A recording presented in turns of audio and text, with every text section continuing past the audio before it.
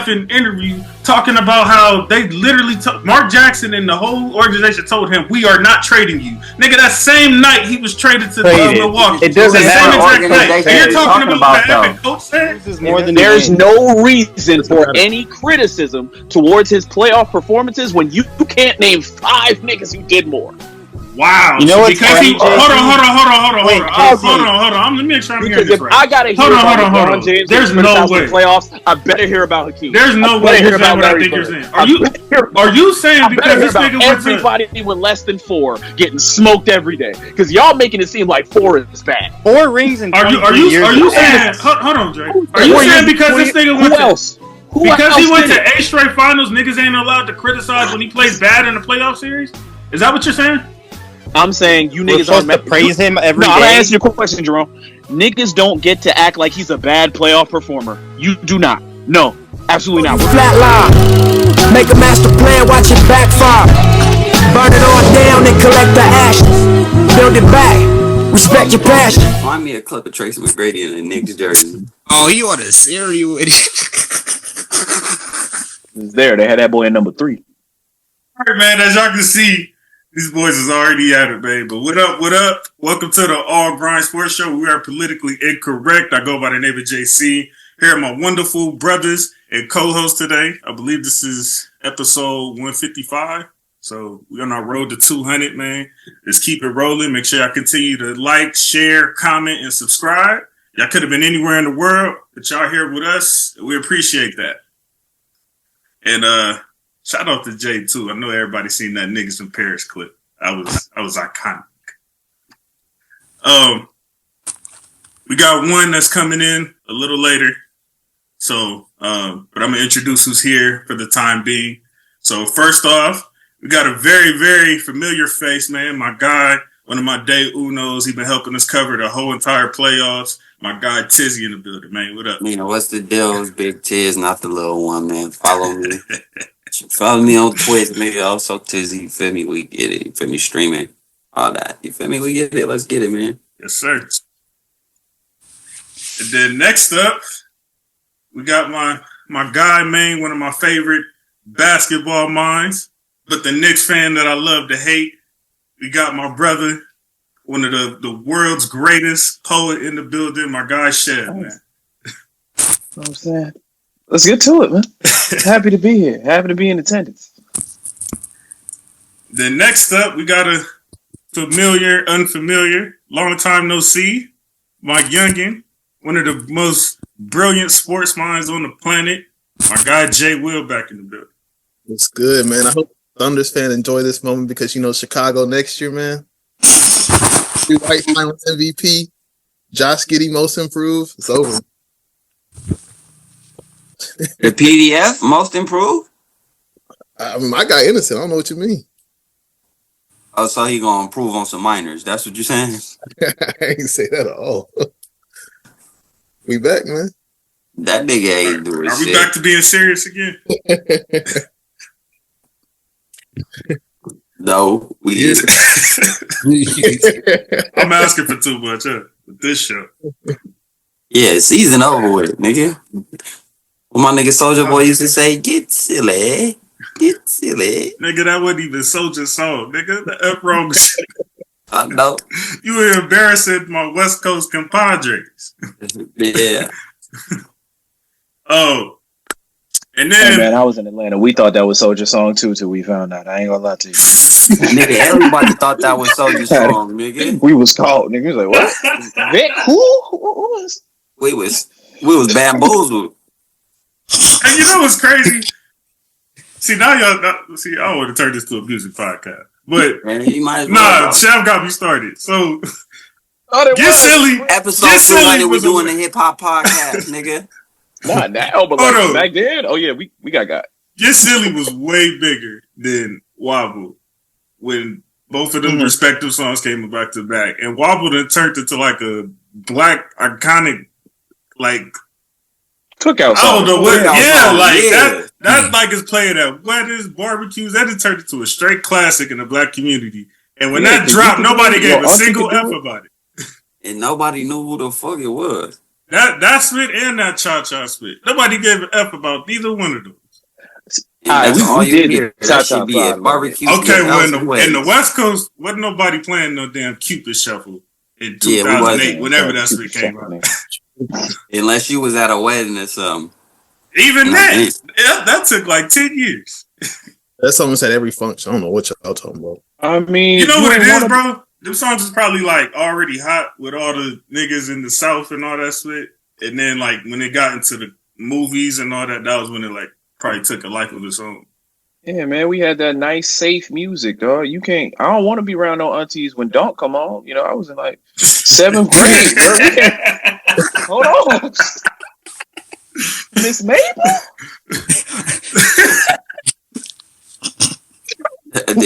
Miss Mabel. All right, back to regular schedule programming. Next up, man, one of my favorite things of doing this show, man, introduce a brand new guest. One of my guys, man, we've been rocking out for years. Another brilliant basketball, NFL, sports mind, period. It's been a long time coming, man. We've been discussing him coming on the show for a long time, and he's finally here. We got my guy Reek in the building, man. Man, how y'all doing, man? Glad to be here. I know that boy Jay Will said Chicago coming next year, but all I'm saying is if Curry ain't get hurt, we be having a different conversation this season, man. Oh, you already starting off, this nigga car real quick. Come on, man. All right, so built to ass. So now that you got that cracking already, our tradition here at All Grind is on our introductions. You're gonna run through every team, man. You need every team you got for every sport, or at least the ones that matter.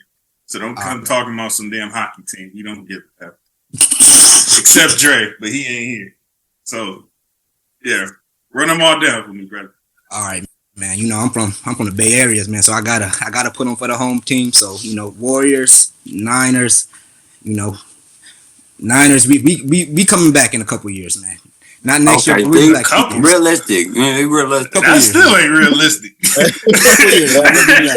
More people. That's more realistic view, though. Man, baseball giants, and I ain't gonna lie, college football. Yeah, Stanford ain't doing shit, man. I don't even be mentioning Stanford. Hey, you know what? Hey, nah, you know what though? I love fans like you that come in here, bro. He ran down the whole city, the whole backyard. Jay Will, I know you technically don't got one. You know what I'm saying? I'm sorry, you in cities that don't got those. So I'm leaving you out of this. But he just went to the whole backyard. I love fans like that come in here. Come on. Even though I hate a couple of them teams you said, but I'm still trying to understand why Dre is a Boston fan from LA. I'm still trying to understand that about Dre, but because he's a weirdo, man. That's a strange individual, man. So, but we appreciate you, my brother. We got a lot to get into today, so you know what I'm saying. You're gonna get to pop your spit finally.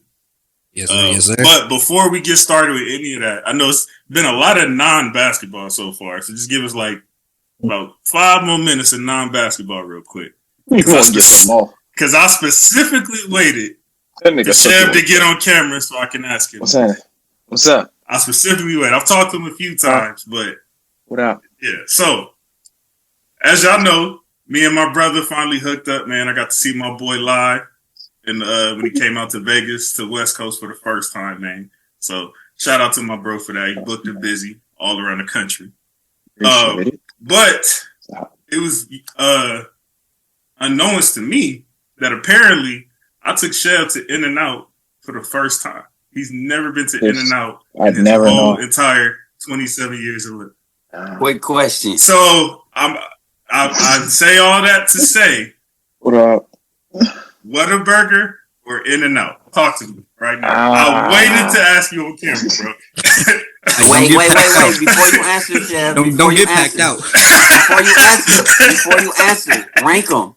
Rank these 3. White Castle, Whataburger, White Castle. Hey, say, bro. Because White Castle is over there, and they be trying to say White Castle better than In-N-Out. I'm gonna start with the easy one. Please leave that White Castle spit out. Yeah, White Castle's a dead last. We're not even talking about that. It's tough. If I go to either of these places,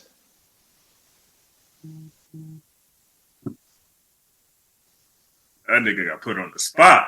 Whataburger has a better menu for sure. That's my thing. I think like if I'm ordering the regular burger from either place, it's In-N-Out.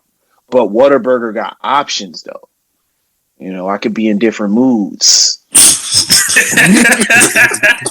Sometimes you want bacon and some barbecue sauce on that joint. Sometimes you feel a little fresh with a lettuce and tomato and all that. And that's what was funny to me. Like, I didn't realize that niggas didn't know that In-N-Out is literally just burgers and fries and shit. I didn't know niggas didn't know that. But the fact that they have that impact and it's just burgers and fries and shakes, I mean, that says something. I'm gonna say if I'm ordering just a straight up like burger, it's In-N-Out. Wait, what kind of burger did you have from In-N-Out? You just had a regular burger? I got a double. Nigga, you don't got but two options, nigga. A hamburger and cheese. You talking about? You don't know about the secret menu?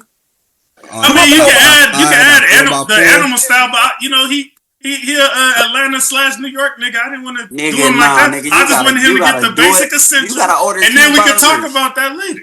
You gotta order 2 burgers. If it wasn't his speed, I could have scared him off already. You gotta order a nigga a double, and then you order the same burger, nigga, animal style, nigga, all type of Flying Dutchman, all get type that, of but shit. you speaking as a Cali nigga, bro. You're introducing somebody. You gotta start with the basic. If he don't F with the basic, he damn sure ain't gonna F with the animal. Hey, Chef, just go look up In-N-Out secret menu. You gonna be like, what the fuck? I missed out on this. Chef, You gonna be mad at this nigga. When you get to Cali, bro, You gonna be mad at this nigga. I just wanted you to get the basic burger first. Start from a bench point, and then go from there. But yes, there is other things. Tizzy, he's being an arrogant Cali nigga right now. I would have did it up for you. I would have ordered you some top tier shit. You'd have been like, damn, this shit good. Then nigga would have been like, did you have a regular nigga? You would have been able to tell nigga like, I ain't even had this shit. Like, what the fuck is this? Like, I don't even want that. Like, what the fuck? Tizzy, look, without all of that, he still chose the In-N-Out burger. So good. True. Next time we could get to the spits for real. But since I got some other non-West Coast niggas in the building, let's get y'all answer too. Sauce. I'm gonna give you some sauce. No, hold on. We gonna hear from the non-West Coast niggas first. Listen, man. All I gotta say is I've never been to an In-N-Out before. We just got our state just got our first Whataburger like last week, so I've never had Whataburger either. But I can probably try. I thought Whataburger was some South spit though. Like I thought it was like all over like In-N-Out is in Cali. We just got our first one, like right by Memphis. So when you heard all the NBA locker room arguments and spit Whataburger versus In-N-Out, you didn't know what the F they was talking about. I was like, I didn't know what the fuck that shit was. Yeah, remember I live in Mississippi. I mean, we just had like a ceremony for like our first like roundabout like last week. So I mean, like we kind of the first roundabout. Yes, what the fuck? Roundabout. You niggas stuck in the all day. I mean, smoking stack still running around that bitch somewhere. Did you say Memphis or Mississippi? Mississippi. He's like you, Atlanta and New York. I'm like I live in Mississippi, but I'm like 30 minutes away from Memphis. Okay. How the fuck? Yeah, borders. For Mississippi, I get it. Jay, I see why you got the food opinions you do now. That makes sense. Reek, Reek, you a Bay Area nigga, so you probably don't even know Whataburger like that, right? Nah, I've been in Whataburger before. Okay. I just had Whataburger for the first time in 24, by the way. Just last year when I was in Dallas. It was my worst time, so. And what'd you think? Man, I ain't gonna lie, like bro said, if you get anything but a burger from Whataburger, you gonna be smooth with it. If you try to get a burger, man, that shit is trash. That shit is weak. Man, I be arguing with my Texas people all the time about that, man. Don't take nothing about no Whataburger. He came with the smoke. Man. Okay, so I'm not gonna go that far. I'm not gonna say it was trash. Like it was one of those things where I'm not gonna lie, I probably came in a little biased. I probably was ready to like spit on them, like, man, ain't no way like they effing with In-N-Out. But when I had it, it was surprisingly like, okay, like this is I could see why they F with it the way they do. Yeah. I just didn't have it over In-N-Out. But I see why they F with it. Like it's solid. Like if I get Whataburger and somebody bring it back, like I'm not mad at it. I feel like that's their version of Jack in the Box. I don't think they got Jack in the Box down there. They don't. Down in the South. Nobody got Jack in the Crack. So yeah, I ain't seen a Jack in the Box. I'll do that comparison. Jack in the Box. He compared that bitch to Jack in the Box. That nigga said in and out of big dog status. You can't even get up here, nigga. Y'all with Jack in the Crack. That's y'all comparison. They damn near with Jack in the Box. That's we got similar menus. Man, they damn near the same quality. I ain't even gonna lie with you. Damn. All right, so I changed Chev's life. I'm glad to hear that. I'm weak. All right, let's talk some basketball. Before we move on, Chev, I got a question for you because you from is In and Out better than, like, as a fast food establishment? Is it better than Zaxby's? Because if it's better than Zaxby's, then I tried one day. What the fuck is better than like what Zaxby's used to be? Debatable. Better than Zaxby's now? Absolutely. Okay. So Zaxby's for them is Checkers for us.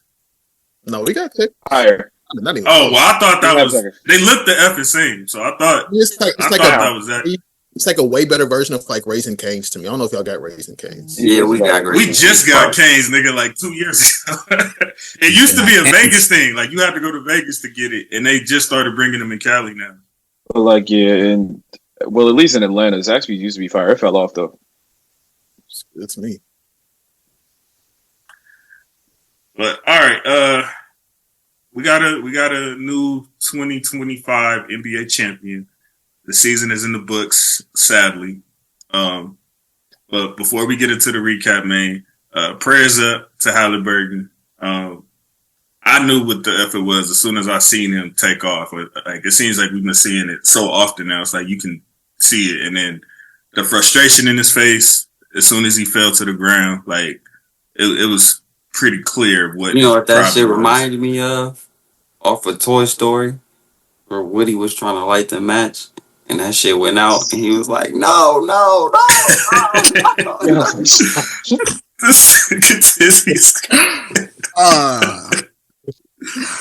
Bruh. I'm not gonna say that's a bad analogy. That shit. I can understand the frustration. The man had 9 points in 7 minutes. He looked like he was on demon time. Like we was geared up to get a classic for sure. Like this actually reminded me of Odell in the Super Bowl. I'm not gonna say that because we was finna beat the spit out of the Bengals if that would have never happened. So we just got robbed of a classic game. Odell's moment gave us a classic game. I think he had a touchdown in either the first or the second quarter. Might have been both. First? No, he only had one before he got hurt. I think was it one? Mm-hmm. Yeah, it was one. Yeah, but it was early. Well, I know when he got it. Yeah, I know when he got it. We was like literally geared up to like take off, and then then he had another catch. Then we got neutralized, like, turning up the field, and nope. Well, but there's been a conversation going on, man, with these Achilles injuries. Like, am I tripping, or does it seem like it's like now more than ever, especially with like the like pivotal franchise superstar guy? Yeah, because when you get a calf strain, that's what that lead to. And the doctors or the training staff, they know that. Like, that's why KD ultimately left too. That was a major reason too of KD leaving the Warriors organization. Like, they're pushing these athletes a little too hard. Like, at some point, you got to protect the athlete from themselves. You feel me? And nobody's doing that no more. You feel me? And I had a Pacer fan that's like on my page. I'm cool with that. He literally said that he was arguing with like fellow Indiana guys that he felt Ty shouldn't have played game 6 or 7. Like he was beating on the table. Like no, like don't play. And then this would happen. That's why they made it a game time decision. The same thing happened with KD, bro. Like if you go look at them, all they said the same thing. I know is recurring. It's the same things are reoccurring. It's they get a calf strain, they're out. They let them be out for like a couple days or something, and they come back, bro. Come on now, like. So y'all don't think it's the high top, low top shoe thing that people are saying? That shit ain't got nothing to do with straining your calf, bro. your calf and your Achilles ain't got nothing to do with your damn shoes. I will have to I would have to look at specifically what shoes. Yeah, I need look some at Jason research. Tatum. Jason Tatum he wear Jordans. He got his own Jordan. You feel me? They're not necessarily low tops. They're mid tops. You feel me? So what does that say? You feel me? Because if that was the case, nigga, remember when Kobe switched his shoes to the high top for the ankles and shit? It shit went back to low tops, bro. That was the same case they trying to make about the shoes with the ankles when niggas was twisting their ankle. Curry shoes all high top. You feel me? He got some low tops too. So what the F is it then? What's going on with Folks are just looking for something. It's training staff.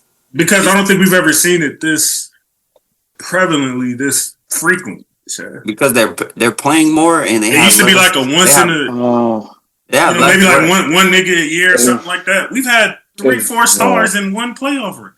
If I were to attribute it to anything, that would be era specific. The pace of the league right now is stupid high. It's a much faster game than it was in the 2000s, the 90s. Well, it was similar to the late 80s. We also have more specialization, so guys stop playing other sports very early. So you're repeating the same movements over and over again, and you don't get new ligaments when you get older. They're still the same body. You've been doing the same move on with no variation using the other muscles of the other parts of your body. Kids are playing pro level amounts of AAU. Can I add to that? 7 a.m. You got 4 to 5 games today, and you 16. Yeah, He's talking about that too. Running on McDonald's. Let me add this. Kids, all right. So say when we was kids, we'd go outside and play basketball or something. You feel me? Play football, play baseball. Kids nowadays are going training. You feel me? They're more so training. You feel me? Getting these training workout regimens in, then going to practice, then going to the games. You feel me? And repeating this shit all over. You feel me? They're getting limited rest. You feel me? But so y'all are saying it's too much basketball? Not too much. It's just how when you. That is. You can say it's too much then, I guess so. A little bit too much. Niggas barely get rest, bro. AAU all year round. Them niggas play year round. You're getting around trainers that can teach you how to do moves, but very little who teach you how to take care of your body. Yeah, that's what it is. That's what it is. Typically, you end up an NBA trainer because you had an NBA skill set, but didn't have an NBA body. So it's my hezzy is crazy, but I don't really know how to stretch good. Yeah, nigga doing an elementary stretch after that before the workout. So that's the next thing that these teams need to invest in. I saw somewhere someone was short in the playoffs. I'm no. It used to be shorter. They added more games. If you want to make the NBA season itself longer, not more games, but if you want to spread them, okay. What we usually start in late October, maybe start early October. And that's about it. But the NBA would be complaining about having more weeks to compete with the NFL, but get over it. Well, they did kind of spread it out now. They cut preseason, part of preseason, to move the season up earlier so they can stretch out more games. So we've seen a small tackle at that. All right.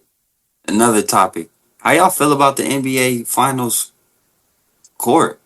It wasn't no Larry O'Brien on it. When you go look at the classics, it's Larry O'Brien's on there. Nigga, you could go. He added it for one game on some here nigga damn type that shit was weak as fuck. That shit was weak as fuck.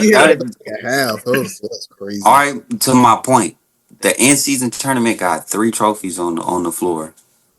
Everybody has their own custom floor. What are we doing? This is the NBA Finals. This is bigger than the in-season tournament. What are we doing? I think it was mentioned that it was safer or less injuries, but then someone tears an ACL. I mean, no, pops an Achilles in the middle, so that didn't really work out. I miss it. I do think there should be different presentation for the finals than there is anywhere else because it is the finals. I think they should have played on the LED floor. You can turn on a Super Bowl and know you're watching a Super Bowl immediately. You should be able to turn on the finals last night. That shit looked like a regular season game. Yeah. It looked like a regular season game until the confetti came down. Even the jerseys, nigga. They don't even. They used to have like the finals logo on it. Yeah, I was like, taking the Larry off the jerseys made no sense. Like, that's not safer or anything. But where the Larry used to be, y'all put ads now. Y'all sold that as ad space. That's where the Larry used to be. Yeah, because they added Nike. Nike still could put the Larry. Nigga, you see the Nike where the Nike at on Holly jersey? Nigga, imagine if that was it could be a Nike sign with the Larry O'Brien right there, nigga. Behind Nike ain't moving that logo for nothing. They don't gotta move their logo. For nada. They don't gotta put it on the back. Have to move their logo. Nike ain't moving none of that. They don't. I'm not saying move the logo. I'm saying they could put their logo over the Larry Bryant. Have it a double logo right there. Bam. That's I see that. crazy. I mess with that. I would mess. You with know what I'm saying? Like a collab. Like like nigga, they collab with everybody, but you can't. No, you can put the Larry the finals. That'd be tough, actually. You can't. You can't collab the finals, bro. I think the NBA did not care about this finals. They didn't. They didn't give a fuck. I think the NBA didn't want this finals. No, they did not. I remember one year they was parading the Larry O'Brien trophy around in a Louis Vuitton case and some more shit. But here's the thing, LeBron was in that finals. Chev, if you want me to keep it 100, I think even the fans didn't want this finals. As much shit as niggas be talking, like, oh, y'all only want big market teams, or the Lakers, or which fans Boston. are we talking about? Chev, the majority. How about that? The majority of fans want a big market team, but complain and say it's rigged when the big market teams make it. The majority. So y'all don't know what the F y'all want. The majority of fans want dynasties. They just want their favorite team to win consistently. I agree with that, and I think the majority of fans are casual. The majority of anything is casual. Like, diehards are always very small, very niche groups. So quit all that damn crying it. Anything ask for. It's like, bro, you can't over-season cafeteria food. Like, anything that is made for mass consumption will be watered down to offend the lowest amount of people. So, like, a lot of y'all don't know who Alex Caruso is, but you know who Austin Reeves is, and there ain't much difference. You said slow your road. Alex Caruso said this was the hardest championship. Austin score better, does nothing else better. That's a different conversation. You could say the same about Draymond and Steph. What the F does that mean? Nah, Draymond don't handle better than Steph. Draymond don't move without the ball better than Steph. Like, there are lots of things Draymond don't do better than Steph. But that's a different conversation. I'm saying a role player in a market team can be about as known as a star somewhere else. Who was the star in that scenario you just gave? I shouldn't use the Lakers because you get a little too emotional. Because it's 29 other teams, nigga. You always trying to go to our spit, trying to throw a little jab on the lowest key. How many markets? I say Lakers the damn near the biggest. Maybe that's it. Damn, acting like y'all a bad example. Well, use your team, nigga. Why you ain't use because y'all were just getting NBA trying to push stuff charges for getting that white dude sitting in that trade right there. Right. Is this picture? 77. Why you hating? For a bag of chips. And Why you hating? Because he didn't get them. You right. That's what I'm saying. As y'all can see, you better get Giannis for nothing. I want Giannis for a case of Snapple. And do some real quick break. As y'all can see, GA camera is working now. He's back in the building. So appreciate you, my brother, for pulling up, getting everything right. Can you can we have you fix the angle though? There we go. And I was just effing with y'all. Nobody caught the reference, but. We got my boy Dre in the building. Niggas was talking spit, so he popped out. GA's not going to be able to make it back because he's having some technical difficulties. But shout out to my brother. Man, all I'm excited, bro. This shit's about to be. I'm sad though the season's over, bro. That was honestly an interesting finals. It was an excellent final. That was a classic final. It was an excellent final. And I think. Oh, with Dre, we got a newcomer in the building. Reek, this is Dre. This is my guy Reek. So. Oh, how you doing, man? How you doing, bro? Man, pretty good. I feel like JC just brought more talent onto this show. It never seems to fail. I appreciate that.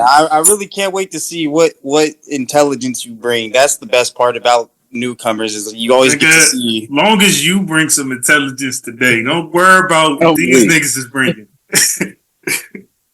And I was gonna say, Tez, I feel like you're the only one. I feel you've been with me on this one since it started, even though the run is over. Boy, was the Haliban fun. Them niggas is tripping. Chef, you know what pissed me off though? No, I'm gonna go Jay Will. Hold on. I'm gonna go Jay Will because you know Jay is the only one currently in college. So I'm gonna ask my guy who's involved with all this shit from a marketing standpoint. Are we gonna get ourselves canceled if we allow that name to really get a life of its own on the show? Is that too far, Jay? What you think? I'm not gonna lie. I feel like we're politically incorrect. Soft ass. We are politically incorrect. You know? We need a show to be politically incorrect on, Chef. Nah, JC, my plan to say that is mainly that was only for that run, and it's not to be said on that because I was thinking about that too yesterday. Hold on, just let Jay get his spit on. Look, I mean, Chad does got when we are politically incorrect, but I think the timing of it because of like what just happened yesterday. Okay, so wait till Spit calms down first. Yeah, wait till it calms down. You know what pissed me off though is because we got clips on TikTok now. You know how them niggas is. So. And then the AI.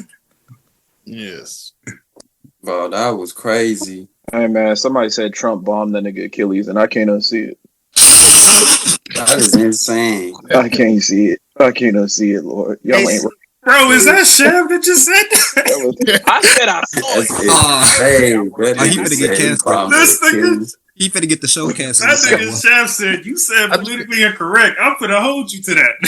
I think it's I feel like the main like meme the past like month has been like the Indiana sacrifices and like when Halliburton. Now it's like this. It's like they gotta sacrifice this now, bro. What type of timelines y'all niggas got, bro? Like, they were saying like that just shows what y'all know. Y'all gotta be watching some crazy stuff. Like, where y'all be JC? Y'all telling on yourself right now. JC, I ain't hearing nothing about no sacrifices. You know what the cool JC? The funny part about this is the Netflix. The Netflix series, not Netflix. I sent it in the group chat yesterday. The Islamic prayer. I said that was Haliburton before Game 7. Okay, no more Haliburton. Prayers up for Haliburton, unless it's for what we got to talk about. So let's talk some basketball, man. Give me your thoughts on this series. OKC 1-7, bona fide classic. Unfortunately, it got ruined at the end of what was probably going to be a classic finish, but. What's your thoughts, man? Shit, well, I had the Pacers in 7, but you feel me, my nigga Haliburton, you feel me, bull ligament. I felt like nobody want to hear that split. I felt like even with the games, like the way the Thunder is allowed to guard people is like egregious. Like that nigga, what's his name? Wiggins or Wallace, my guy. Wallace, yeah.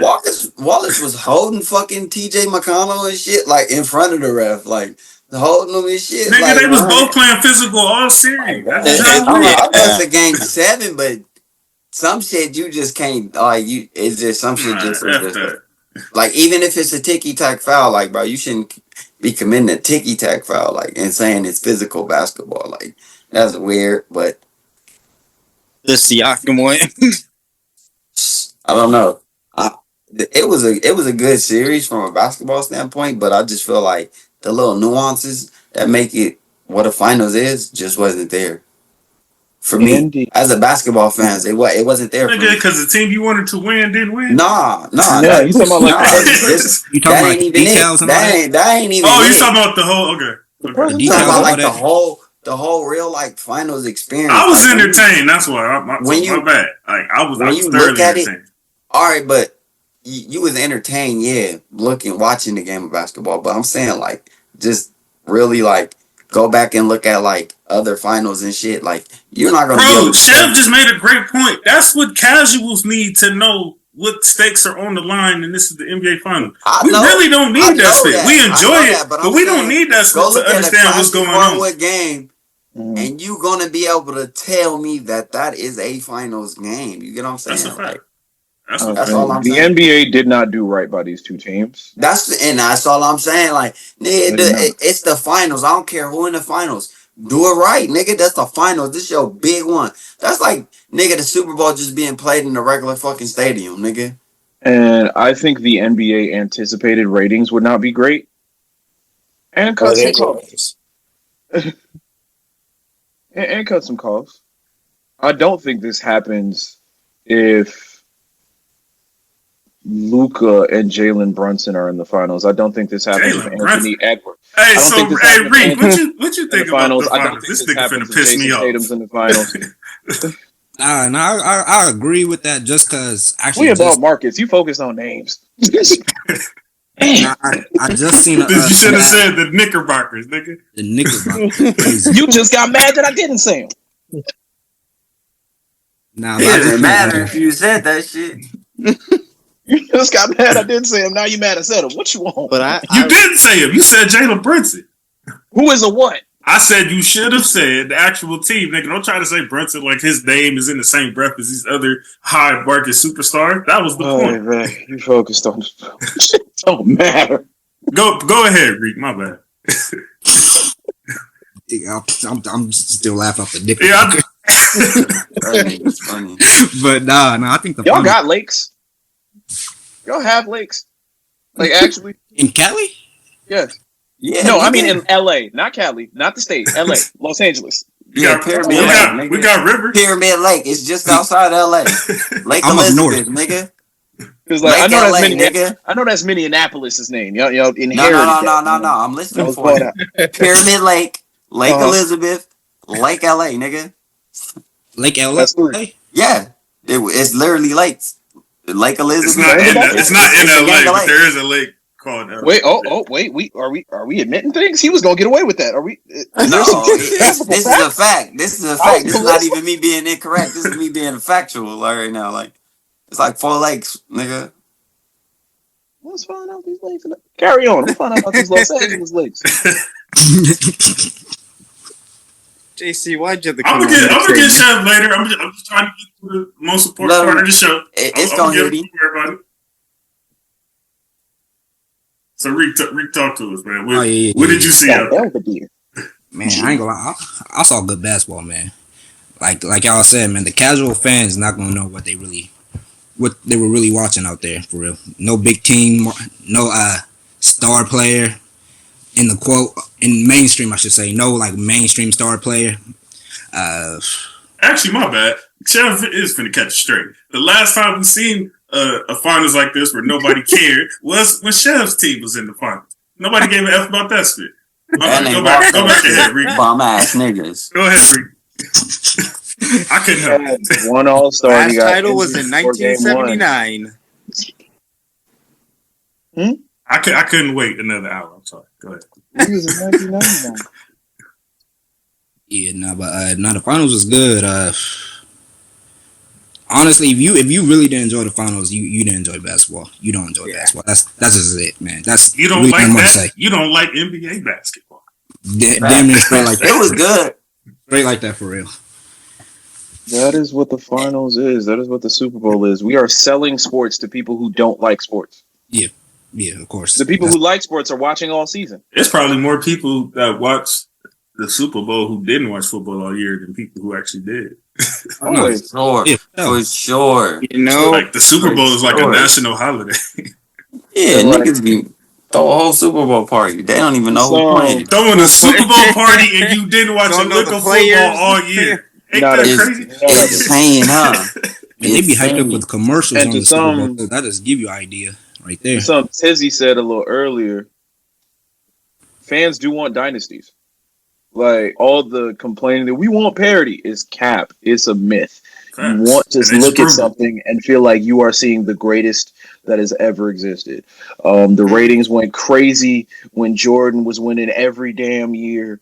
Y'all love the show. Y'all love Showtime. The Eagles. That being said, do you think dynasties live every year? But you watched it. But that being said, do you think dynasties are good for the game? They're good for television. I don't think they're good for the game. Okay. Being good for television has often been mistaken for being good for the game. Well, it's good for the bottom line, it sounds like. Mm-hmm. Okay.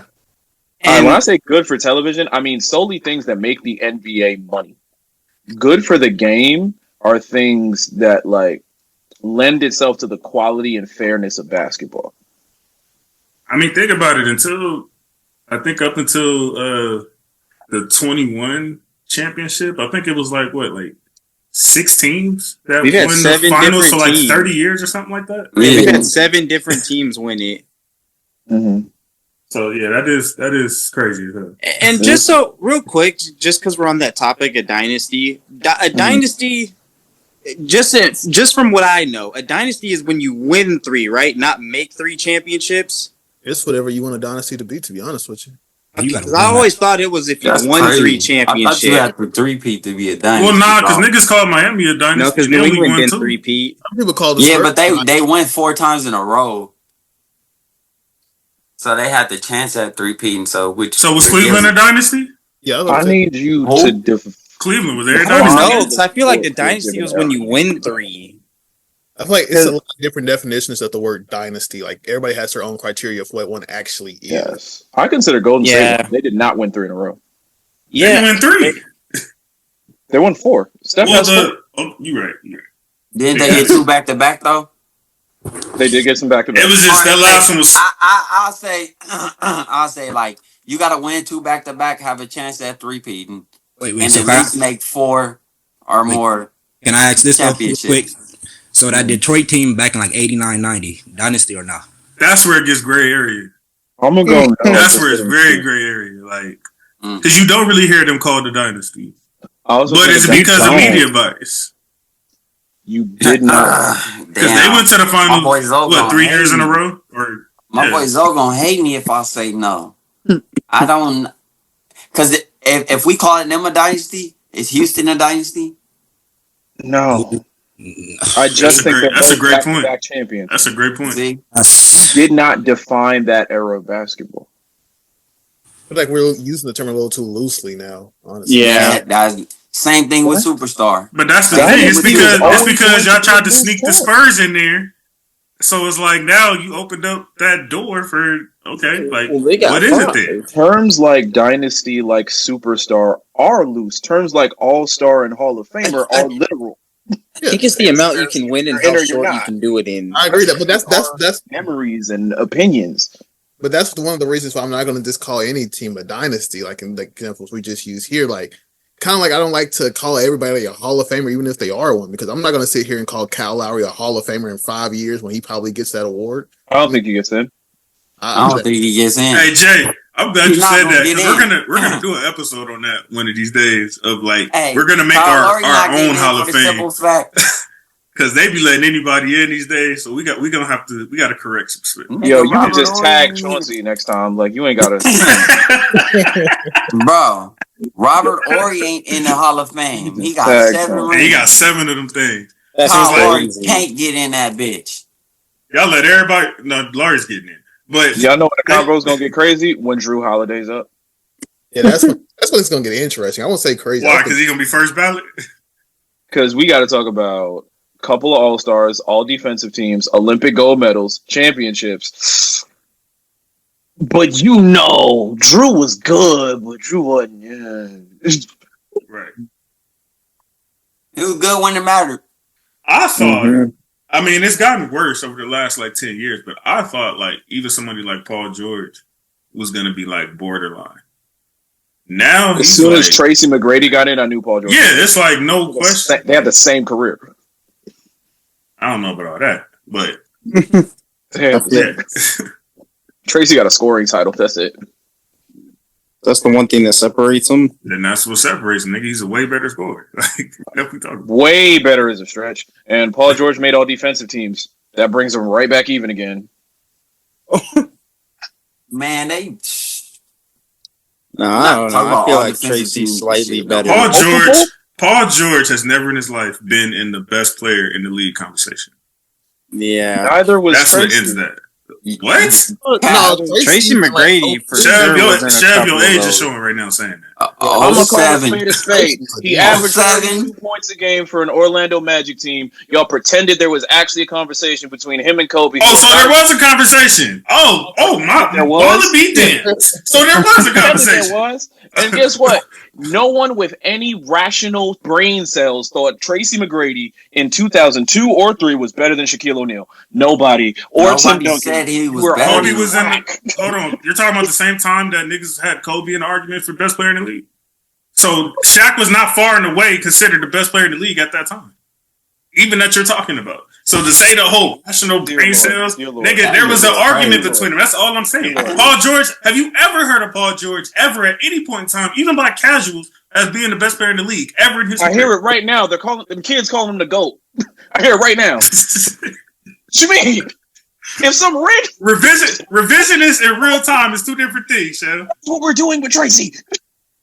And I was I'm telling you what the conversation was at that time, nigga, because you was 3 years old. You remember when Tracy punched on? You remember when Tracy? I mean, not Tracy.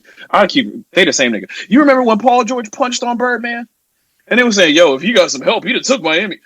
Same damn conversation. That's not calling you the best player in the league. It just means if you had more help, you would have beat the best player in the league. Who had more help than you? If they're saying the best player in the league is beating me because he has more help than me, then what's that make me? You know what this sounds like? You ever seen that meme? And this is why a nigga changed your whole argument. You can say this is why the Tracy McGrady conversation gets ridiculous. Damn, that means you don't ever because it's always like, nigga, I just said, bro, that scoring title separates them. I'll take 3 all-defensive teams over a scoring title. I promise I will. That's crazy. Back up though. You can get a score. Man, I don't give a fuck, nigga. T-Mac was better. T-Mac was on the cover of a game. All type of shit. That's and that's not a good benchmark. What game was he on? 2K17. Why they put him on 2K? Hey, Griffin was on the cover of a game. We're going to sit here and say that he was. Or was it 17 or 16? He didn't deserve that shit. Didn't nobody want to be on the cover? They just threw him on there. Yep. I ain't gonna lie. That's sly hating, bro. I ain't gonna cap to you. What the fuck was he doing? What the fuck did he do to be on the cover of 2K that year? I mean, he was good. He was the only legitimate threat to Brian every year for those little 2 or 3 years. That's what I'm saying. Like the cover. Nah. Let's have some conversations. Paul George played 15 years in the NBA. Tracy McGrady played 16 years in the NBA. Paul George was an All-Star 9 times. Tracy was an All-Star 7 times. Paul George made first-team All-NBA once. Tracy made it twice. Bro, the conversation. Hold on. The conversation isn't who had a better career. We're talking about who just the better player was. You started all this bullshit because I said they had the same fucking career and they did. They did. The scoring title, though, Chef, who's the better player, though? T-Mac. Paul George had a probably better career because T-Mac kept getting hurt. Paul George only had like one major injury his whole career. So, of course, the stats is going to be one. This is more than one. I said major. More than one. I said major. Even down to the injuries, same career. And yo, if you're gonna ask me who's a better basketball player, if both of y'all are elite scorers, I'm gonna take the dude who plays defense too and played better in the playoffs. T-Mac was not a bad defender, bro. Like, it's like you keep saying that as if like the nigga didn't play defense. The gap between T-Mac and Tracy on defense is T-Mac played way better. No, it's not. I feel like you just like saying that slogan because that is definitely not true. T-Mac, he was not no Kobe. Really solid. Wait. This nigga said Paul George played better than T-Mac in the playoffs. I specifically remember 100%. Paul George missing a Have you seen Tracy being make a second round? Being up. How did we end up to Paul George versus T-Mac, bro? T-Mac How did this happen? let's get back to This show was He got crazy. hurt. He got hurt though. This is why this He got goes on hurt. for. He got hurt. He got hurt. He never choked it. He never choked in the finals. In the conference finals. What are we talking about? That's why the show goes on for 12 hours. Nigga's crazy, bro. Because this nigga Chef, the most stubborn nigga on the planet. What you got against McGrady? What you got against McGrady? He got something against every 2000 star. I feel like I got something against. Because then nobody want to go play for the Knicks in the early 2000s with a bum ass. That's all it is. Him and Paul George had the same career. That's something against Tracy.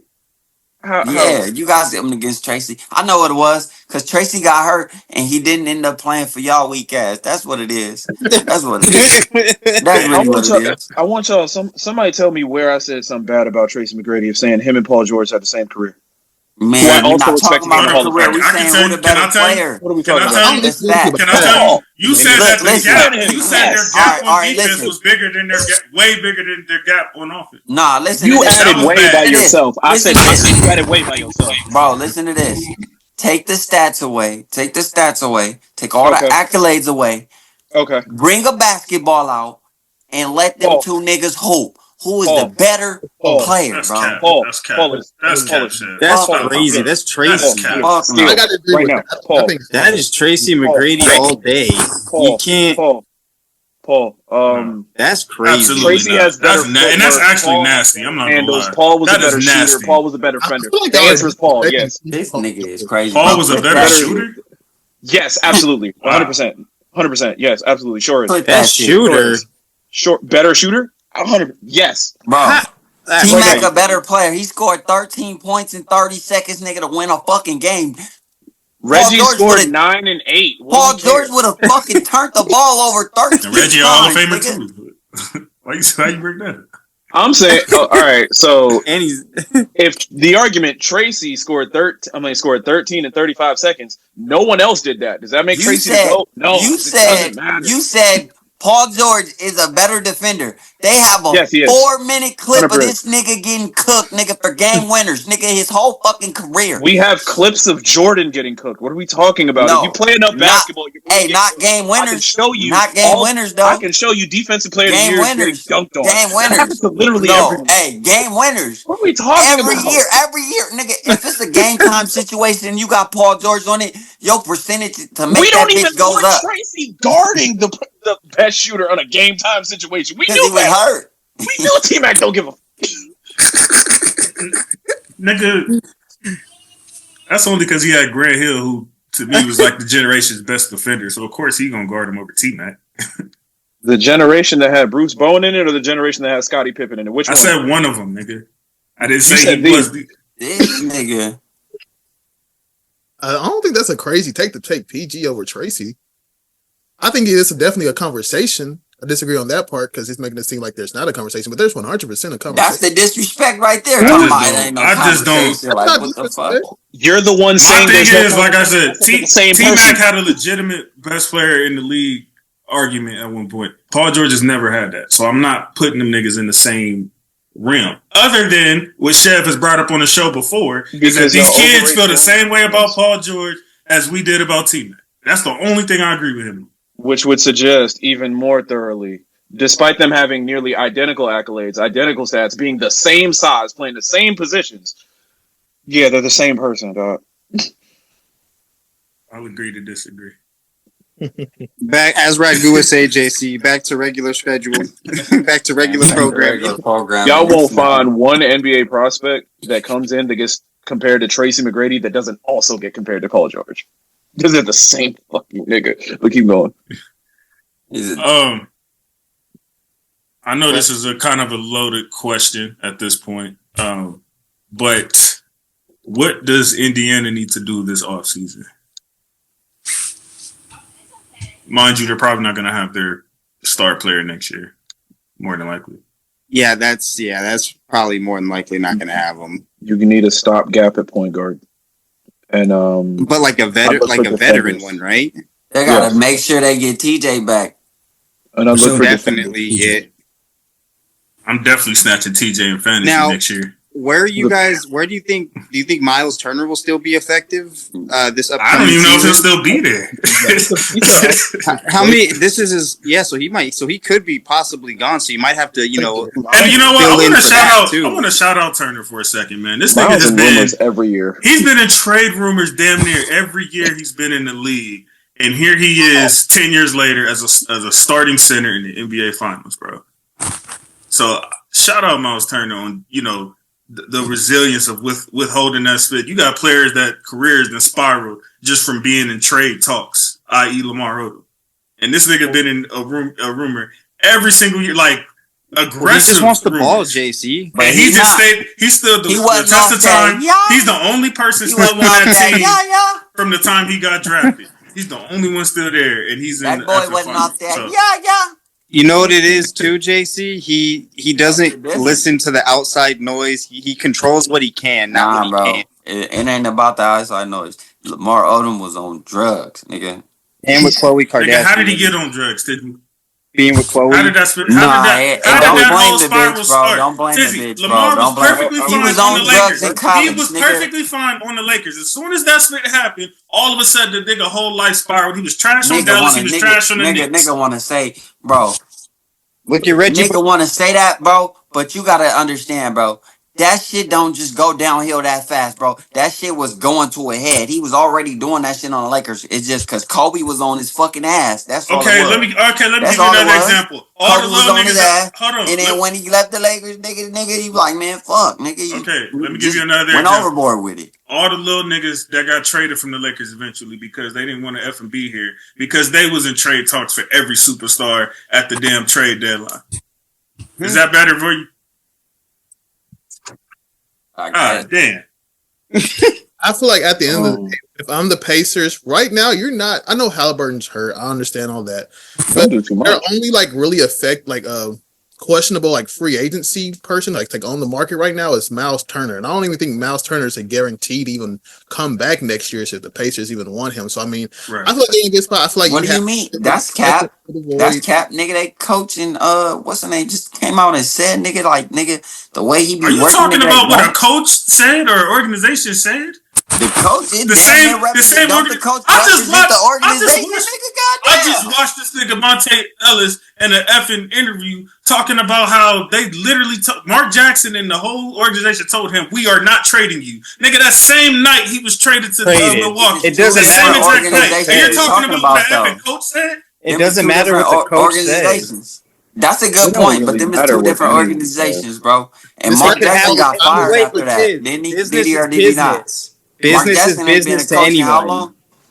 Tizzy, you see that jersey behind you right now? You think Miles Turner is safe, nigga? Because the coach said it? Ain't nobody safe in the NBA anymore. Bro, it doesn't matter what organization you are. True, but who the fuck you gonna get to replace him? That's their problem. We're just saying that he might not be there. I don't think they let him. I mean, I think they do. I don't think they're gonna let him walk so easy. The Pacers need defense. That's what I'm saying. You're not just gonna let that nigga walk like that, bro. I think he's replaceable. I don't think with who. That's what I'm saying. I don't know about all that. With who, nigga? Oh, okay. My bad, Jay. He's replaceable. He's not easily replaceable. Yeah, 100%. It won't be exactly. Nigga. It's not like if you trade him today, easily replaceable. You're not gonna just let him go for nothing. But you also have to look like we know next year the Pacers realistically are not doing anything necessarily. So does it really matter that much if you let Miles Turner walk? If you know the Pacers are probably not going to be go draft for center trade next Pascal year for trade Pascal for Giannis. They won't do that. Tizzy, you just saying spit right now. They won't fucking do that. Tizzy, you just saying spit. Pascal plus. Yeah, it's some picks. Trade Pascal, get Giannis. You guys are crazy. If you trade them 5 Pascals, nigga, they ain't giving you Giannis. Ben Mathurin off that. They might. That nigga was hooping in the motherfucking. They gonna need him. I don't think y'all realize like how high we seen Siakam when he wasn't the second option. We're gonna need them picks too. You're not gonna need that. I'm not even Bucks fan. I mean, if you want Giannis, you probably gonna have to give up Halliburton for that. If anything, Halliburton, bro. That's exactly. Did you see that package that the Spurs that they tried to ask the Spurs for? They're gonna want. You think Siakam is enough? Giannis? For Giannis, they're gonna want more than just Hallie, though. I feel It's not realistic. I'm gonna just be honest with you. Yeah, no. Man, what's the fucking Bucks we talking about? They're gonna need. Well, they won't do that. Ben, They not gonna do that. Pascal, Nemhard, Naismith, and every draft pick you got until my kids graduate. Bro, Milwaukee asked for everything but women. I'm not a father Every yet. draft pick, every young star, the coach, the water boy. Them niggas asked for every single thing in San Antonio except Wemby to get Giannis. Yep. And you talking about some Pascal. Yep. Hey, It's not it happening. can be done. You see what we got Luka It for? can be done. It just won't be done. You see what we got Luka for? No, only the right negotiator and GM. Bro, you said you see what we got Luka for, like they didn't just get Cooper Flag, my nigga. So Y'all say clearly that that like was some other spit. Cooper Flag is going Y'all to be say what y'all fucking get Gordon Luka- Hayward in the NBA. Shut the Y'all fuck say up. what y'all Nobody got gives a fuck Luka about Cooper for. So Flag. he's gonna be an all-star. That's bad. That happens So he's to gonna any be other a player. multi-time all-star. That's it.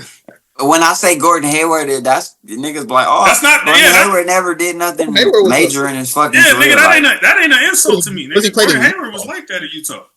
I know, but he's just not that like. He was still gonna be like that if he ain't getting hurt. Yeah, Nigga, it was just nigga, because he got they hurt. are extremely Man. blessed if he ends up And then being Gordon this the Hayward. crazy It part. could be way worse. This the crazy part is, nigga, Cooper Flag ain't like that. When you can't give him the ball in clutch situation, Well, he gonna turn that bitch over, or do That some has weird nothing shit. to do with being a multi-time all-star. That's what we think he could be.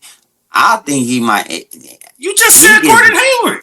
I said that's my comparison. Like, if And he's he gonna was be a- good, if he's good, he's gonna be like Gordon Hayward. Other than that, nah.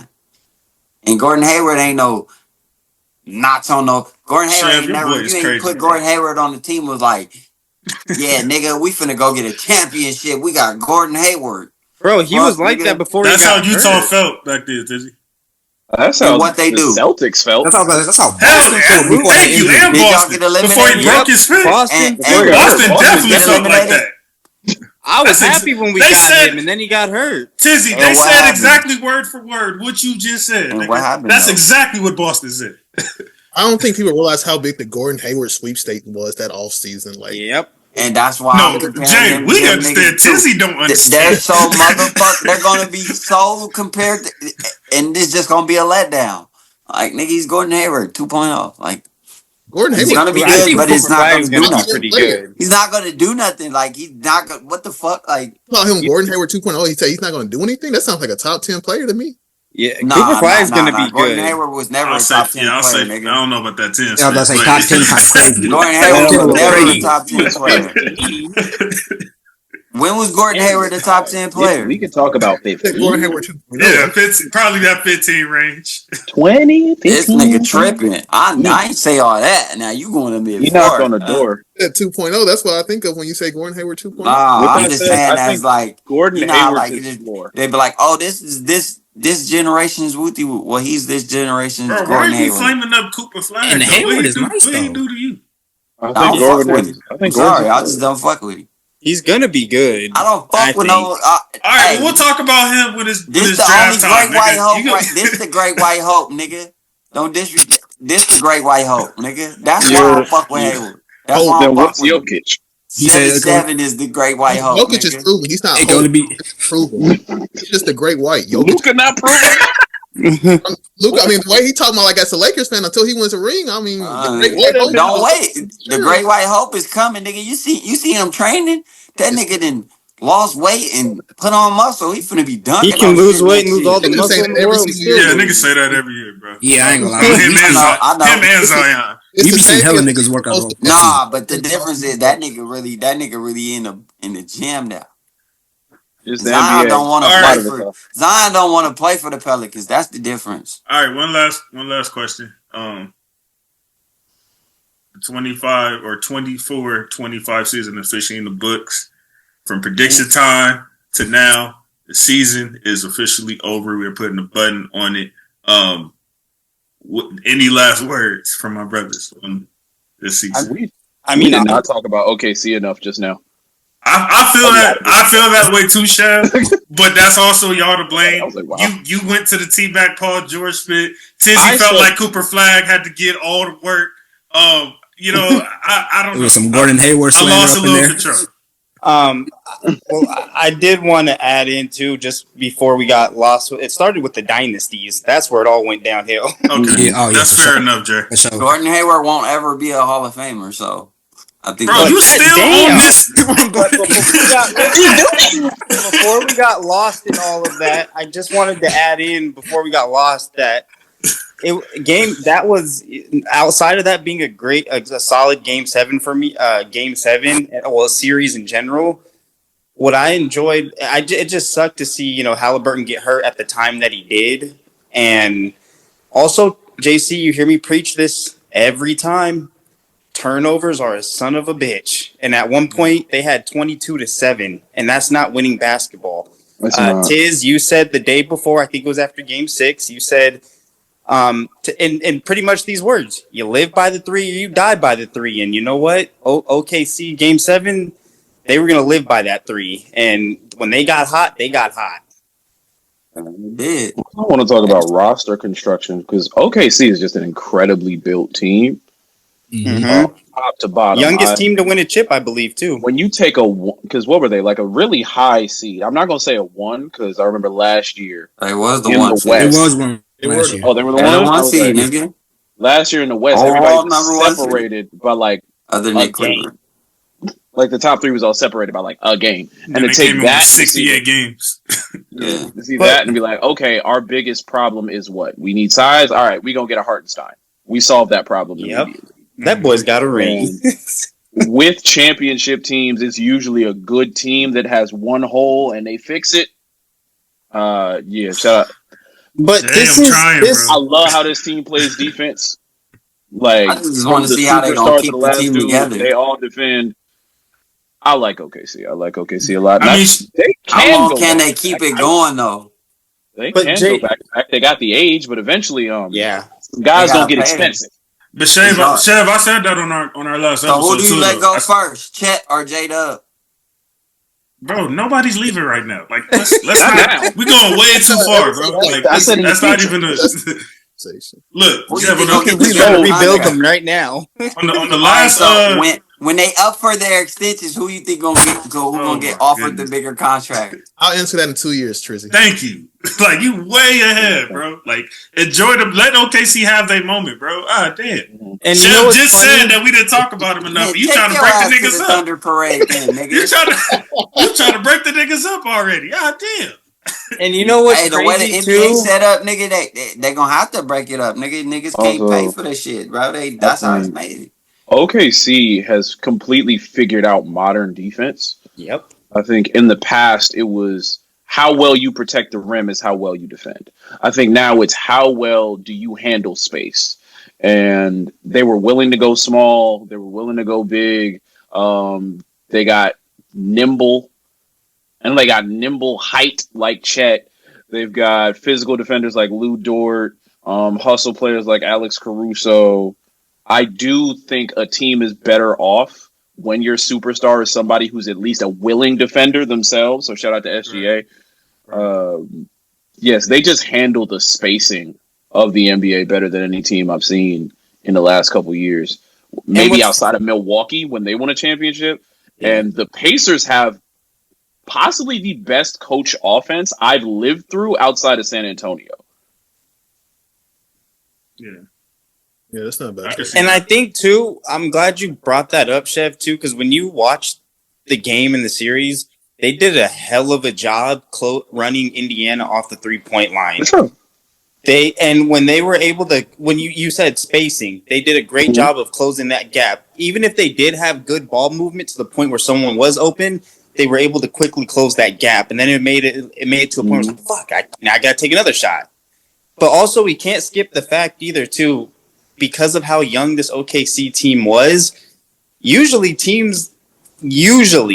like I said, if you're a casual basketball fan, you kind of have an idea, but usually teams this young with the record that they had don't necessarily get as far as OKC gets sometimes. Or they go through that. I would say they usually go through like that first like heartbreak, you know what I mean? Yeah. That first like heartbreaking series where it's like, damn. Yeah. Well, I'm thinking of the Celtics, really. Cleveland. Cleveland. Oh, thank you. I'm They glad get there and then lose to some grown folk. Cleveland, yeah, exactly. That's usually how it Cleveland happens first, and then it's like, okay, hey, Cleveland just suffered that shit to the Alabama. Yeah, I'm gonna have to do some editing tonight. Yeah. But no, Chef, I was saying that a few weeks ago, the last time we were here, that I felt like OKC is probably like the first team in a long time that I said like they are a perfect team. Like they literally check every single solitary box. And you know how rare that is? Great coach. You have your superstar. You have a great bench. You have your second All-Star. Like I know I was kind of hating on J-Dub during the All-Star prediction episode. I mean, yeah, All-Star predictions episode. I was kind of hating a little bit, but J-Dub has shown that he's legitimately a second star for a team. He's a Robin, and then you got the rim protection from Chet. The size from Hardenstein, like you said, that they added, which I said last summer actually that I felt that was the most underrated move that wasn't talked about enough. And then here we are 9 months later. You did and like adding size often isn't to beat everyone, but to beat someone you have to. Like I remember when the Raptors won a championship, they got Marc Gasol specifically to guard Joel Embiid. Like that's what he was here for. Yeah. And Minnesota tore them up last year with size. Yeah, and before they couldn't get through the Nuggets.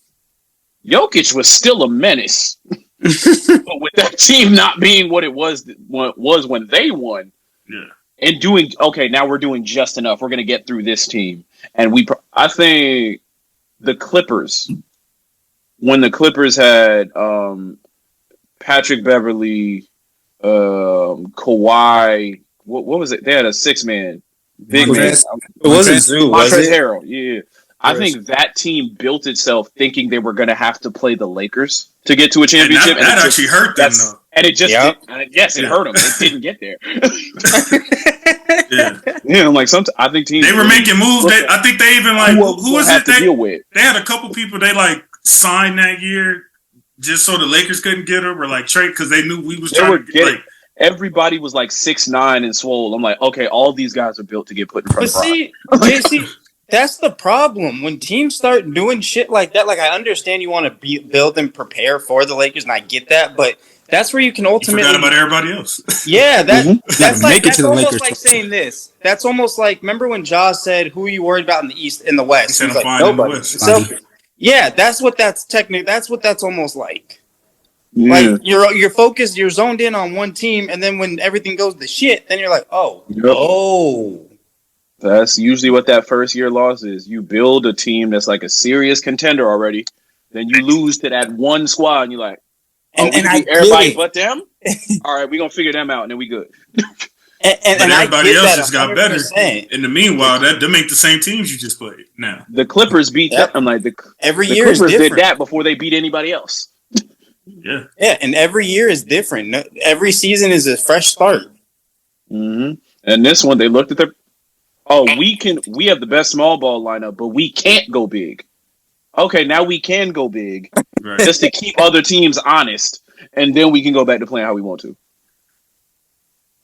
The one thing that does, this is an issue I have. We were talking about the dynasties earlier. This is an issue I have with all these apron rules and all this stuff of parity and all of that.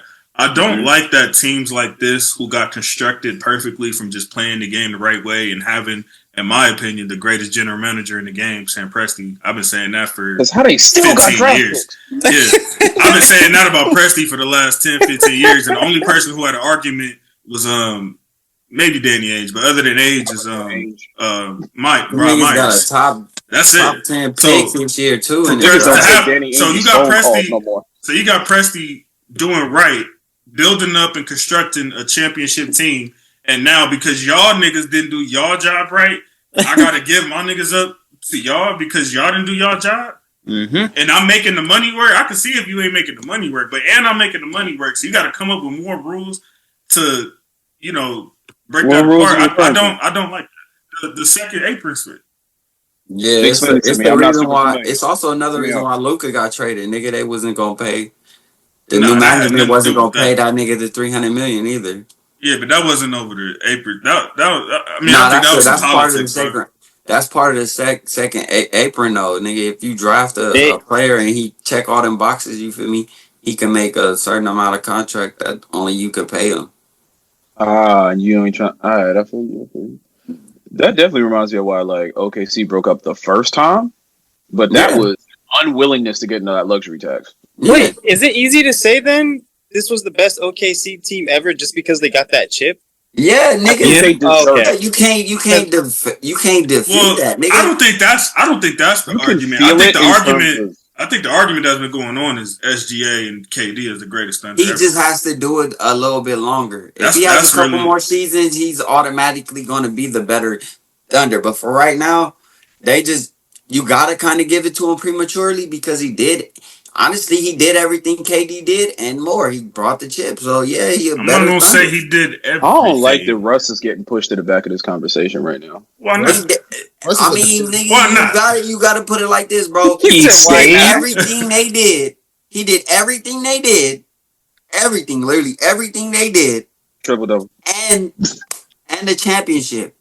Y'all said one scoring title separated somebody. I said Kevin got 4.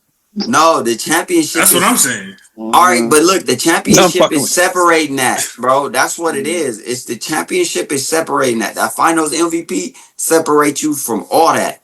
You feel me? Like SGA didn't just win. You got 4. You did all this with a Thunder jersey on, but you never won the chip. You not better than me. Not better than one. I do think SGA is going. He's better than SGA. I think the argument is a better player. Who did more for the Thunder? Like, for the organization, yes. For the organization, SGA's been the better player. Is prime Kevin Durant better than SGA right now? Like Kevin Durant at one point, just once, one day, better than. But was OKC prime Kevin Durant though? What? KD is the rule. Like personally, I think 2017 was, but the Warriors KD was probably prime KD to me. Yeah, we not. Yeah. KD way better. I say prime KD to me was that 2014 season when they went to WCF. This nigga was out there like to me. This is how I describe KD for people who don't remember that season. It was like the 06 Kobe season, but he made it look so much easier. It was weird. Like you just look up and it'd be like, oh yeah, KD got like 35, and it's like, what the hell? Like when did that happen? Like, and it was efficient. It was like on like 58% or some shit like that. Every single game he was doing that. When Westbrook got hurt and Reggie Jackson was the starting point guard. Like to me, that's the best version of KD that I can recall right now. I'll go with 17 KD because I think he still had that scoring ability, but this is the Kevin I saw guard for a season now. If you're talking overall, you're right because he didn't. I feel like he didn't really start defending like that until he got with Steve Kerr. So, as an overall perspective, yeah, I can see that. But as far as just going out there type spit and making your team better, because he had all the role players that he had that season. They had to up their game and all that. Like I said, because Westbrook was out, and then when they got in front of them bullies in front of Memphis, it was a little too much physicality. But other than that, like that was the best version of him I felt I saw. I still don't like Russ getting pushed up out the back of this convo, man. Like we talking 4 triple doubles. He the reason KD left, nigga. That's why he pushed to the back of the convo. Kevin's emotions doing dumb shit. KD was going to make that grown man do nothing. Mad at KD, that grown man go nowhere. Chev. And then he left again. And then he left again. Chev. Russ is all upset because that man Russ got all upset because bro just wanted to win a ring and he realized I wasn't going to do it here. That's it. You did it somewhere where a lot of us could have. I'm just saying, Russ did a lot in that OKC uniform. He did. He just didn't bring on the championship. Damn, like top 3 all time for a franchise. Did he win a championship? 0 chips. Zero won a championship. The same way you talking about the when they all pretty much did the same split. They all got an MVP. They all got scoring titles. They all got first team All NBAs. They've all did the same split. So now we got to go off of who's that guy. This is why that's the only thing you can go off of. Who won a championship? That's all I say. I want Russ. Don't say just it's SGA versus KD. Versus Kevin versus Russell. I want Russell in here. And then you know what? Okay, now I got a nitpick. Since you want to mention, like, one of them scoring titles you got, y'all niggas didn't even make the playoffs. Yep. And that was before the play-in split. So you lose some points for that, nigga. When Kevin Durant was winning scoring titles and making the playoffs, his second best player was Russell Westbrook. When Russell Westbrook was winning scoring titles and not making the playoffs, his second best player was Victor Oladipo. I was going to say Oladipo, maybe. Oh, yeah. At the end of the day, Chef, he was a great regular season player, absolutely, but it just never translated into the ultimate goal. And we would be saying the same thing about Kevin if he ain't joined. I disagree. I just told you Reggie Jackson. I just told you he had Reggie Jackson and went to the semifinals, nigga. So that's not true. He got further without Russ than Russ ever got without him. Wait. You said he went where? He went where? He got further without Russ in OKC. No, before that. You said Reggie Jackson. I didn't hear that. That was the second best player. No, they went where with Reggie Jackson? To the semifinals. The conference finals? They did. Semifinals. Yes, they did. So the second round? Yes. Round 2, What are you talking about? Is that not further than Russ? Yeah. That's what we give a damn about, boy. That's further. That's not further than not making playoffs or getting round in the 2 first round by 5. Round 2 definitely further than round 1. He's not a one and done. Angry. He won play. So now niggas don't care about winning playoff series. All right, I'm glad to know that precedent. Keep that same energy when another topic and debate come up. Keep that same energy why the too. Knicks suck, nigga. Because we just had this conversation about Paul George and Tracy McGrady. We just did. Oh, that was different. That was different. But Chef, come on. We all know T-Mac is the better baller. I don't mean to go back to that point, but we all know that. I just know I was younger, so I was more amazed. So you don't even remember T-Mac. So you been amazed by what Paul George be doing on the court? You be amazed? I think Paul George ain't never had a pair of T-Macs on your feet. Nah, I did have that Orlando jersey on my back. I had that Orlando jersey. You ain't never had a PG jersey? Nah. Hey, JC, clip that. I was older. I had an Allen Iverson jersey. I don't think AI is the GOAT. Like, I don't. Nobody on here called T-Mac the GOAT. He's better than a lot of the jerseys I had. Did nobody on here call T-Mac the GOAT? He just referencing when kids say that. He's better than Paul George. Having your jersey does not make you the better player. He's just better than Paul George. Never going to more memorable. I would say, hold on, Tizzy, I can't say that. Tizzy and Dre, I can't say that we didn't call T-Mac the GOAT because there is a lot of people from our generation who were saying, like, if we take everything away and we just go off of how nigga played, or if it wasn't for injuries, he probably would have been the greatest ever. Like, I have heard spit like that. Yeah. Oh, damn. Niggas say that shit about Derrick Rose. They say he the greatest what if ever. Yeah. Iverson's another one who kind of gets that pound for pound greatest ever. Which I never knew what that meant. They just be like, if everybody was the same size, leave that. I never knew what that meant. I don't think a 6'6" AI is better than Kobe. Kobe said that he might be. Kobe said, we are all fortunate he's not 6'5". He did not say he'd be better than me. Because ask him. Why would they be fortunate? Why would they be fortunate? Does that mean? Why would they be fortunate, though? Nigga, what the fuck does that mean, then? Because it'd be more work. It'd be harder to guard. I mean, to me, I always hate that conversation. Sounds like it'd be impossible to guard because he was already hard. Who says he's able to dribble the same way? Who's able to say he shoots the same way or scores the same way or play defense the same way? So, like, because he's fucking Allen Iverson, he would have learned how to do it. To be fair, when you go 5 more inches, you tried to slide that in there, Jay. I'm just saying, like, your entire game. Damn. And no, because look, you got to put it like this: we're taking Allen Iverson's skill set and putting it on Kobe's frame. I mean, is Allen Iverson more skilled than Kobe? Ooh, better handles. Hell no.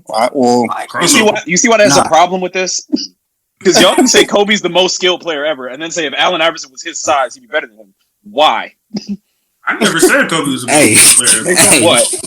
I never said that. Why? Why would he be? So a lot of reasons why. Damn. All right, let's not do this because we still got a lot of topics to get to. So let's go. We were just talking about so a button on the 24-25 season. Chev, thank you for letting us give OKC more of their shine because they did deserve that. Sure. We just got a little off track. So good looking. Now, this is Adam Silver's league, ladies and gentlemen, which I hate. But apparently trades like this can happen on the day of the effing Game 7, which to me is effing retarded. So, but we had a blockbuster trade on the day of Game 7. KD is a Houston Rocket now. Which I think is going to be dangerous. Immediate reactions go. That's going to be dangerous as fuck for me, I think, because he's going to a team that just came off from being the second seed in the West. They're only going up from here. They're not going down. And on top of that, he brings playoff, championship, and leadership experience. Playoff and championship experience. Not leadership. Did you guys look at the trade? Experience. Wait. This nigga did not look at the trade. He did not look at the trade. Did you see what they gave up? They leveraged their future for 2 years with KD. That's how I felt about it. What they get? So you're trusting? They gave up a hold on. They gave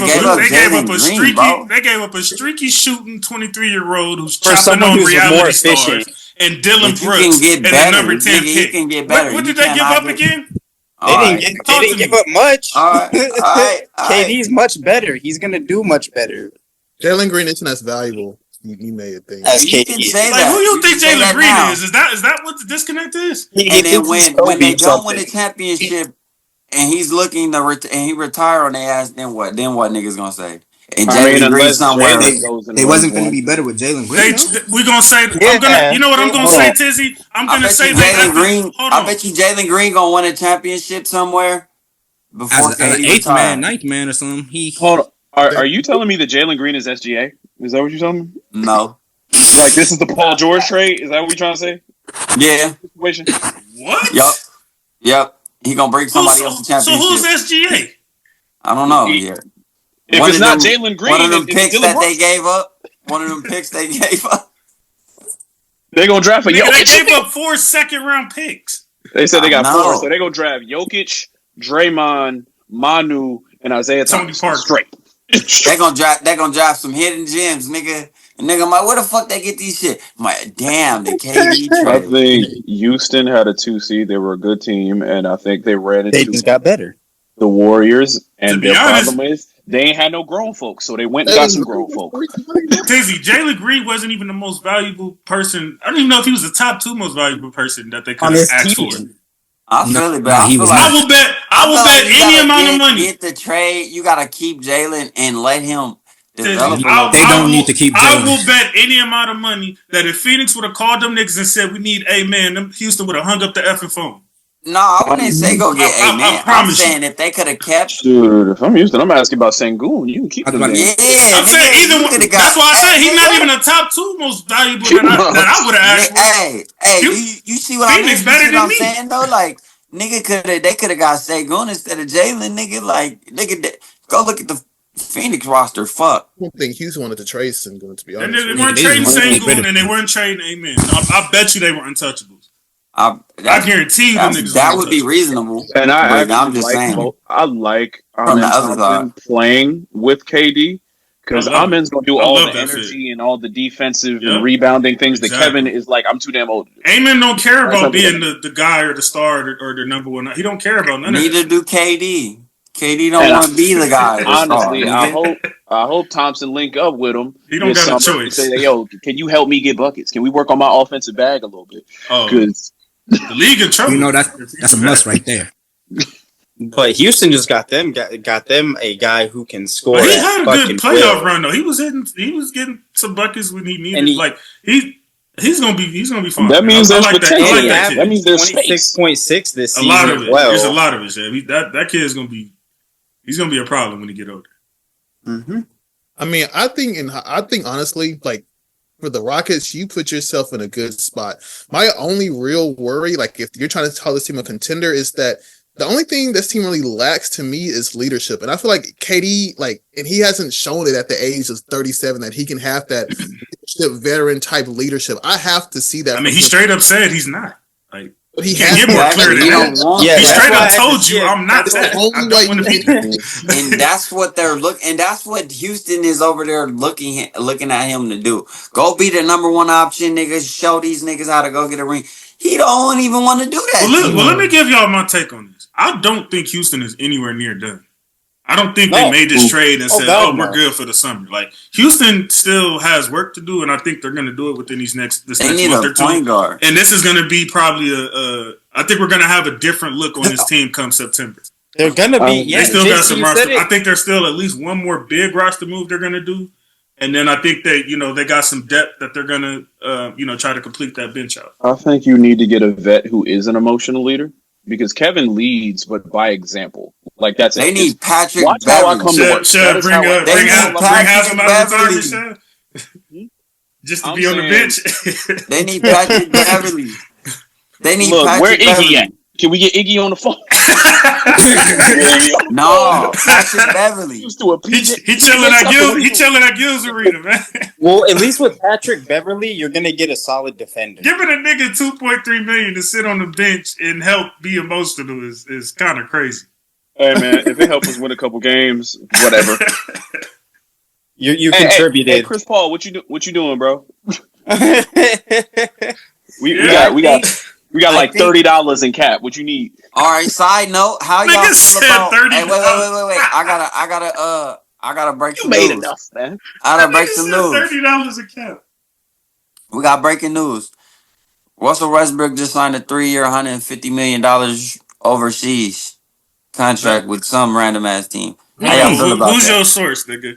How y'all feel about that? Who's your source, nigga? Before we I gotta verify. Yeah, verify. Go look. I'm pretty sure that's fake. Because I seen that they offered 3-year, I didn't see that.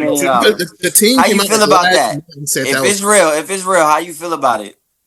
We're not doing hypothetical. Get paid, young niggas get paid. Like, if they're gonna give him 50, cool. Get paid. Get paid. 150 for 3 years, man. I'll take that. 50 for 3 years. That's all. It's fake. Don't worry about it. Okay, so it's cap. Like Sissy, we don't do fake news over here on our grind, nigga. Not NBA Center. If I'm Russ, I'm taking that deal. Hypothetically, take it, then after that, I'm gonna call it a career. You know what I'm saying? Appreciate Who just retired, JC, from the used to do the basketball news?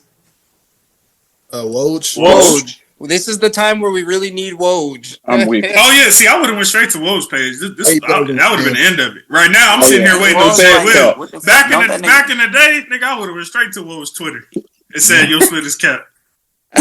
Shout out my nigga Woj, man. We miss you, bro.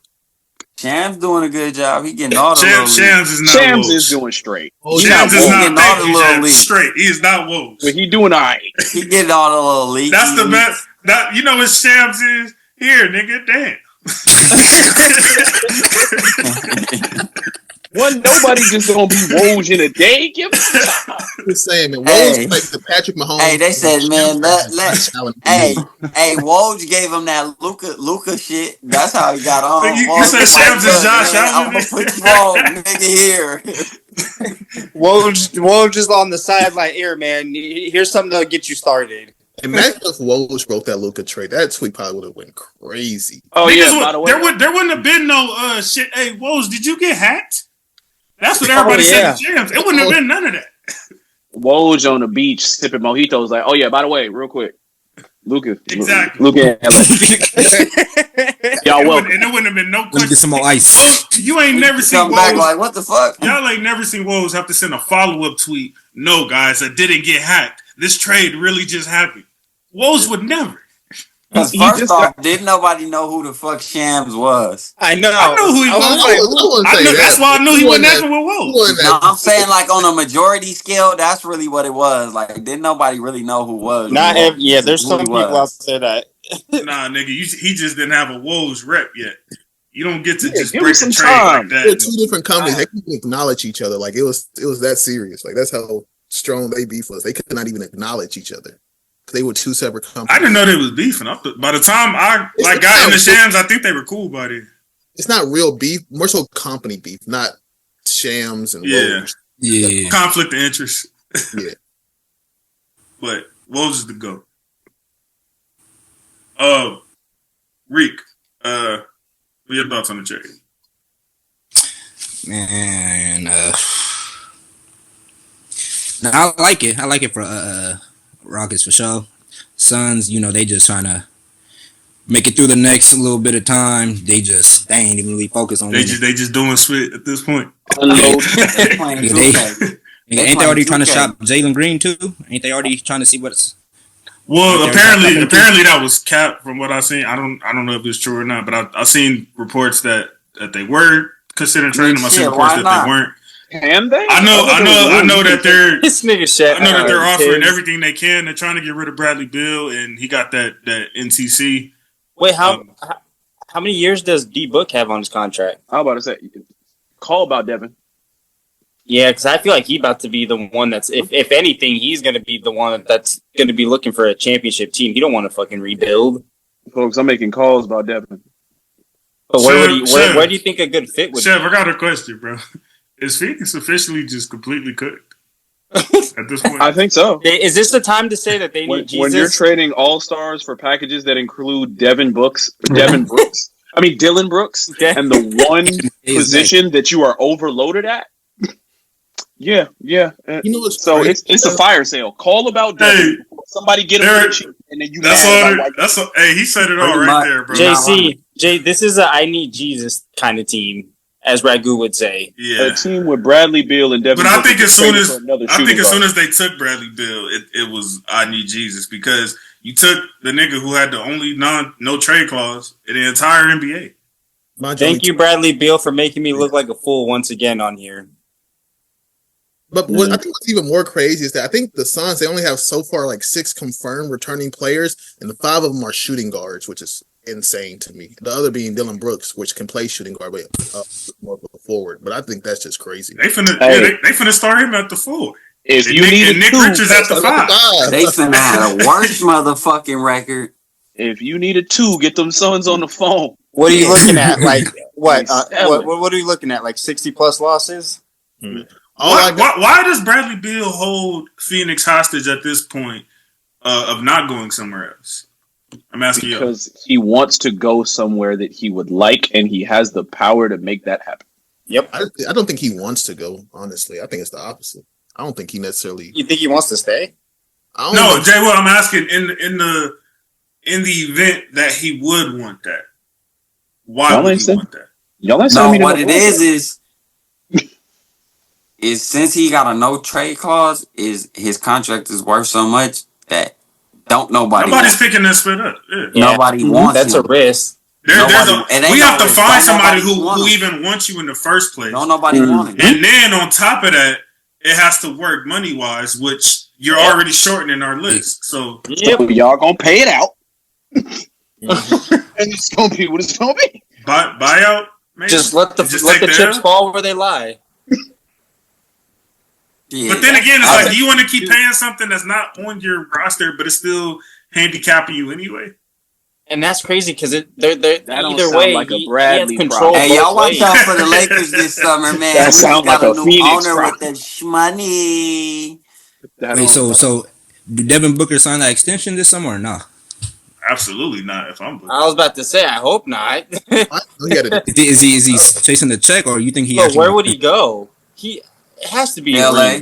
I think Booker's tired of losing, bro. I think he cares about Booker wants to be a part of another rebuild team. I don't think so. Yeah, Booker's not trying to go back to them early Phoenix. I don't want to hear Did somebody just say Luka, Brown, and Book? I throw my phone right now. I don't want to hear nothing. I don't want to hear no more.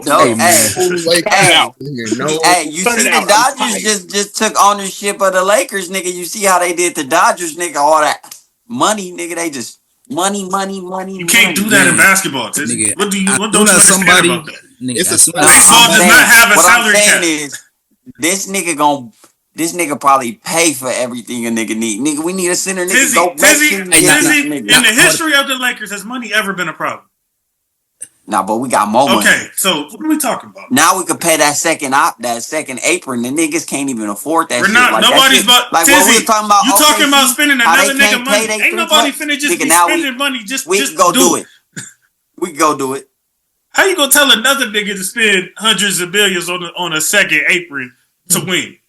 That's his money. These are real dollars. It's not robotic or AI, nigga. These is real dollars. That's this man's money. To do it. He got bread to do it. He want a championship. He gonna do it. This is not monopoly. Listen, man. I think Jesus could come back to Earth and Trish will try to get him in LA. On God. Yeah, you just described like 95% of Lakers fans. Try to get him in LA. You just described 95% of Lakers fans, Jay. Mike could come out of retirement tomorrow. That's insane. Like, I wouldn't even recommend that, but yeah. Don't push it. All I gotta say, man, is Devin, if you're getting tired of that hot weather in Arizona, man, it feels a little bit better in Chicago. I heard they got a lot of Come to Boston. It don't. We'll take you in Boston. Summers ain't that hot, Y'all forgetting I'm tired of losing. I'm tired of losing and having a dysfunctional situation. So let me go to Chicago. Yeah, that's cool. We got some things to go. I just want you to hear that out loud. Look, man, Chicago curse. All I did was Jackson last year. I'm on the same thing with Chicago, man. Oh, hey, man, if you got picks, you can come to Boston too. A star you don't want and a whole bunch of money to spend. Call them up. Don't go to the Knicks though. Man, Trae Young to we don't got picks. You like that. You don't have picks? We don't got not like that. We don't got picks like what you would ask for a Devin. Then Trae Young to the Heat. We don't got it. So we had another Trae Young to the Heat. So we had thank you for bringing in nigga. Oh my goodness. Oh Lord, I don't know what you finna talk about. Yeah, this nigga Pat Riley, bro. Because we already did cook this nigga. I think it was me, Tizzy, and Dre and Isaac. This nigga Pat Riley, I guess, decided himself, like, nigga, I built heat culture. I'm gonna destroy heat culture because the if this was anybody else, bro, like, you'd be considered the most dysfunctional, trash owner or basketball mind. Period. For a nigga to say I'm not including Highsmith in a trade that involves Kevin Durant, there's nobody outside of a Pat Riley resume that could get away with that. Yep. So I just like we just need to put that to the forefront. Him to step to the front of the delegation. So Miami could have got Kevin Durant. He was the only other team that had serious talks other than Houston as of right now. I think that was one of his choices, and he didn't include what's his name? Where the rookie they just drafted last year, the center. They didn't include him. They didn't include Highsmith. They didn't include Jovic, whatever that nigga name is. Jovic. We've picked. Yeah, those are the three names. Like that, he said, like we're out of the question to add in a package for Kevin Durant. He must got some bad dirt on him to where he can't make. Yeah. Apart from Jalen Green, I think SGA just bought a lot of you young niggas some time. Yeah. At this point, do Mickey Harrison got some tapes in the vault or something like that? That's what I'm starting to think. Because I mean, and I get it. Like, there's, I don't know. Maybe he's indebted that he, quadrupled his team's value over the last 20 years or so. Pat too old school for his own. It comes to a point. Yeah, I think that's kind of the main thing. He's too old school now. Pat is from an era where superstars did not have all the leverage they have now, or even all stars didn't have the leverage they have now, and just doesn't accept that. And he showed that with the Jimmy Butler situation for as long. He showed that back with Bron. That too. D-Wade. Fair enough. When he went to Chicago. And we should have known then that something was up. When they didn't do right by Wade that first time when he had to go to Chicago. Yeah, we should have known then. Hero the money. Like, you weird ass niggas. You have more appreciation for Udonis Haslem. Yeah. That's not to say than Dwayne Wade. And that's not even to say no disrespect to you. That's not trying to knock him or anything, yeah. But you care. Bro, the nigga has a city called Wade County, chef. Like, you're not actual production on the court. But like to me, it's like you don't pay Dwayne Wade, but you pay Tyler Johnson all that money same year. It's insane to me. Because you're like, hey man, you should want to take a pay cut for me. It was like, hey, no. I did all my concessions. That's how we got Braun. That's how we got Bosh. I did that already. He took a pay cut for you to do that. I did that. I'm not doing it. I was a top 5 player in the league, and I took a pay cut to allow this to happen. This is Wade County, literally. It's named after me. Like, there is no, like, I'm the reason this is a basketball town right now. Like, let's be for real. Nobody was talking about these niggas when it was over. Hey, JC, Dwayne Wade, when they got LeBron, he took a $3.6 million pay cut. It was more than that. Because he was out, like... Annually? Or just, like, overall in the contract? Oh, yeah, I said Wade took... Oh, that was in his 2014. Because he went down to, like, 20 million. That nigga he was already, like... Yeah, he was getting paid, like... Yeah, it was annually. Sure, that come out to around, like, 11, 12. Yeah. Wow. Yeah. Hey, enough of that. I just had to, put some light on that because Pat Riley gets away with a lot because of reputation, and I even appreciate Pat for what he's done for the Lakers. But nigga, that was 30-something years ago now, bro. Like, you think it's time for 2025, not 2013? You said what, Sean? You think it's time for Spo to run the show? We give Spo all the keys. I'm not mad at that. Yeah, I'm not mad because Spo he not a draft. He understands both sides of the spectrum. He went to that Pat Riley school, but he also understands the youngest. The modern of it. Most underrated one of the most underrated coaches 100%. in NBA history, by the way, in my opinion. Shout out to Eric Spoelstra. I think he's like, how many finals has he been to? 4? 5. 5? How many Miami went to? Miami went to 3 or 4? 5. Well, actually 6. Actually, it's 6. With 6 Bron and Wade. 6. 2 with Butler. He went 4. He went 4 with Bron. 2 with Butler. He went to 2 with Butler. I thought he went 1. Nah, 2. It was 2. Was it 2? It was 2. 2020, 2023. I'm thinking he was there in 06. He wasn't there in 06. They was in 2023. He was there in 06. He just wasn't the coach. Oh, okay. That was when they fired. That was when they fired Stan Van Gundy and Pat took over. And then once Pat was done with that, he gave the ropes to Spoelstra. Eric Spoelstra, my favorite name to use when NBA players be like, if you didn't play in the NBA, then you can't know basketball. I was like, top 5 coach in the league, didn't play a second. He's a video guy. I feel like he definitely needs to get, though, when he does retire, he needs to get all of his fucking flowers for everything he's done. All right, so we're going to get to a lesser fun trade that also happened during the playoffs. It seems like it was more than the first one, but you got Desmond Baines to Orlando. I believe the players that were involved, Cole Anthony, KCP, and 4 first-round picks. 4 first-round picks. Unprotected, right? Unprotected. 4 unprotected first-round picks. You got more for Desmond Bain than Kevin. What's y'all thoughts on this one, man? Call about Ja. Call about Darren. I think that's when 20-point scorers start getting moved for draft picks, they're in sell mode. Make them phone calls and get somebody for the low. Yeah, 100%. Because even Woj said that. Ain't you the one that kept saying you didn't believe in little T-Rex arms the whole time? Who? You, nigga. Who be you? My thing is, I don't remember that because I don't remember talking about Desmond Bain much. I don't think much about Desmond That's Bain. where I got that term from. You, when you said T-Rex arms. I definitely said he got T-Rex arms. I feel like that's something I would say. That sounds like me.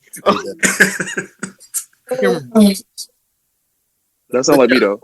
It's cool. I mean, I don't really know what to really take away from this. Like, if the Magic were really good this year for being like incredibly hurt. They did still win like 41 games, but how much does it move them in the East? Like, it doesn't really move them. Talking about Orlando? They're not in a position now. I mean, it's not bad. I don't think it's a bad pick. I don't think they broke anything. Paolo got to take the next jump. We got to take. Because I think that needs to happen. You got Franz. You got Desmond. That's That's some buckets right there. When we were talking about Orlando, we literally were saying like, don't make any like panic moves. Like, you know what I'm saying? Just that was a panic move. That was to me, that's not. This isn't a panic move. Like they stay in the course. They added some depth. I like the move. Lie. I felt like they should have went and tried to trade for LaMelo. LaMelo over there. That would have been cold for me. I mean, you say that like it's easy, nigga, to just grab a 30-8 guy who's a franchise and guy. And LaMelo definitely would have costed way more than Desmond Bain. You never know. Look what KD went for. We know the difference is LaMelo is like 15 years younger than Kevin. Maybe more. Actually. Yeah, he 16? Is. 17 years? 3. Some high. Yeah, that's not. Tizzy, stop talking like a Laker fan, bro. Niggas ain't just trading their franchise player just like because. A Laker fan, nigga. Me talking like a Laker fan would be me saying all these names going to the Lakers. I'm saying you do that too. You did that first. I ain't do that yet. He said yet.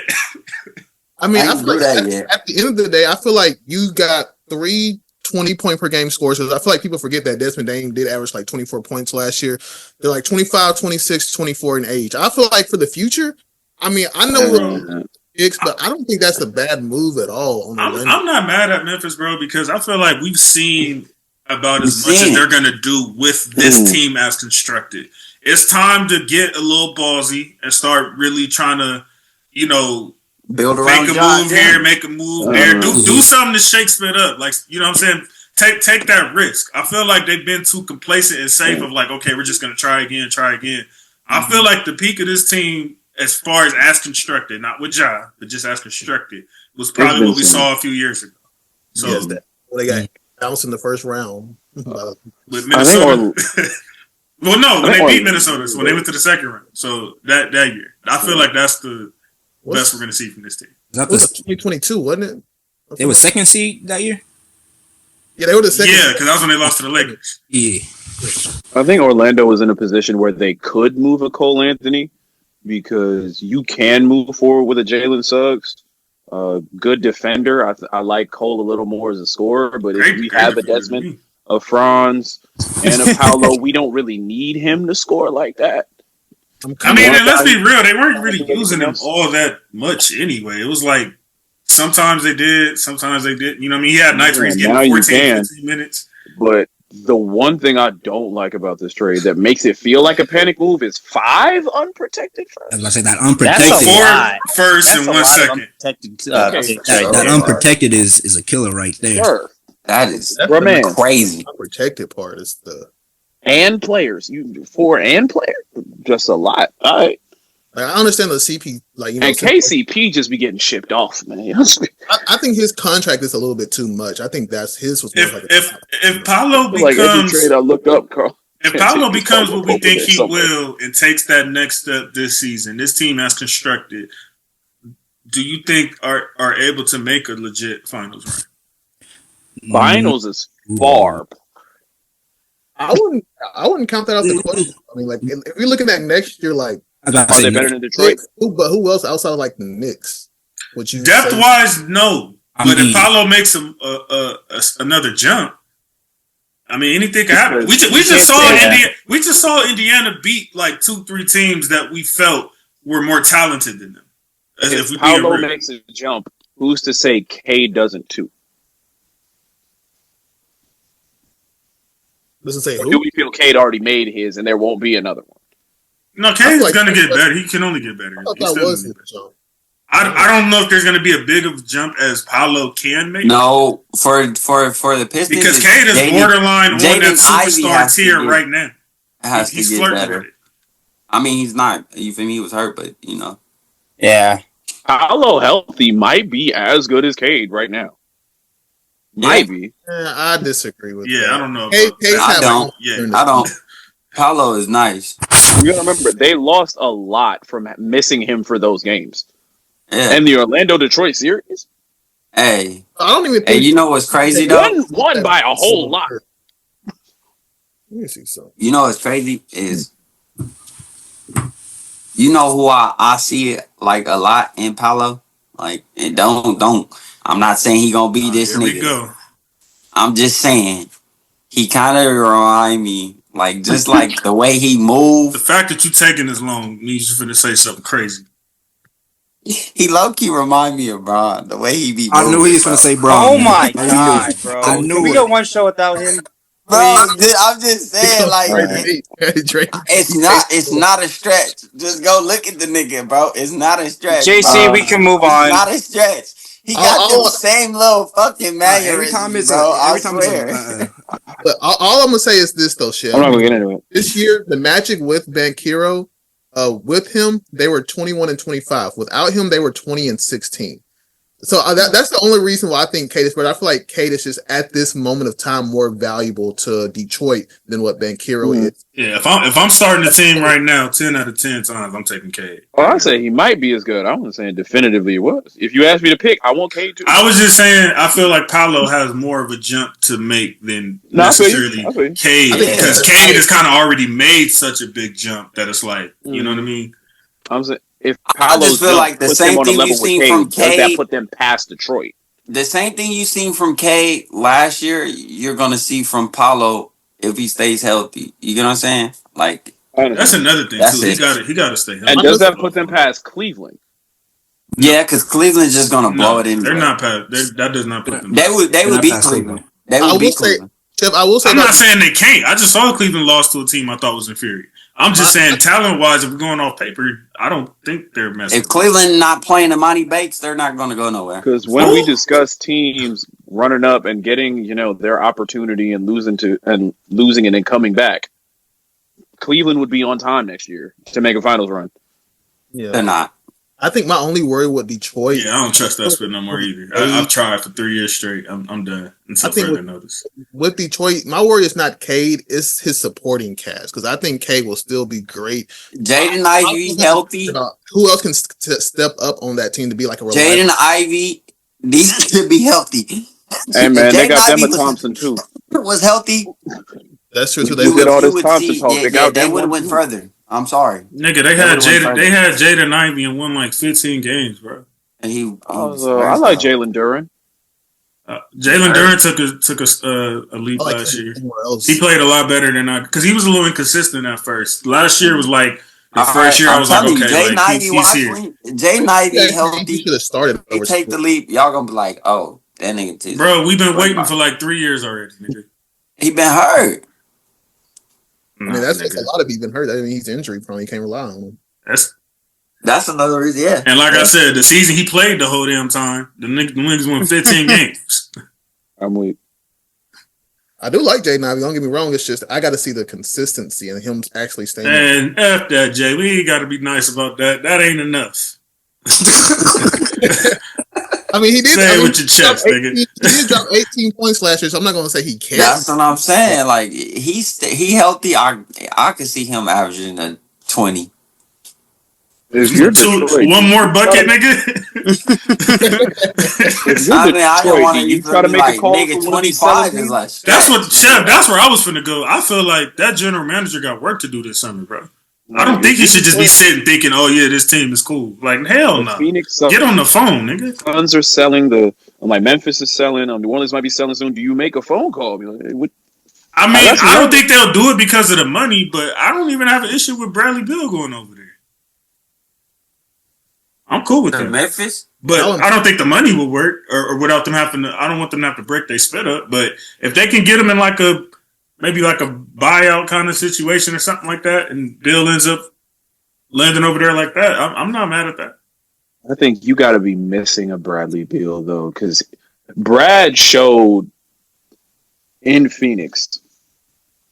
He's either your star or your sixth man. He's an overpaid bum. He's either your star or your sixth man. God damn. Else. I mean, Tracy ain't lying. I mean, he is.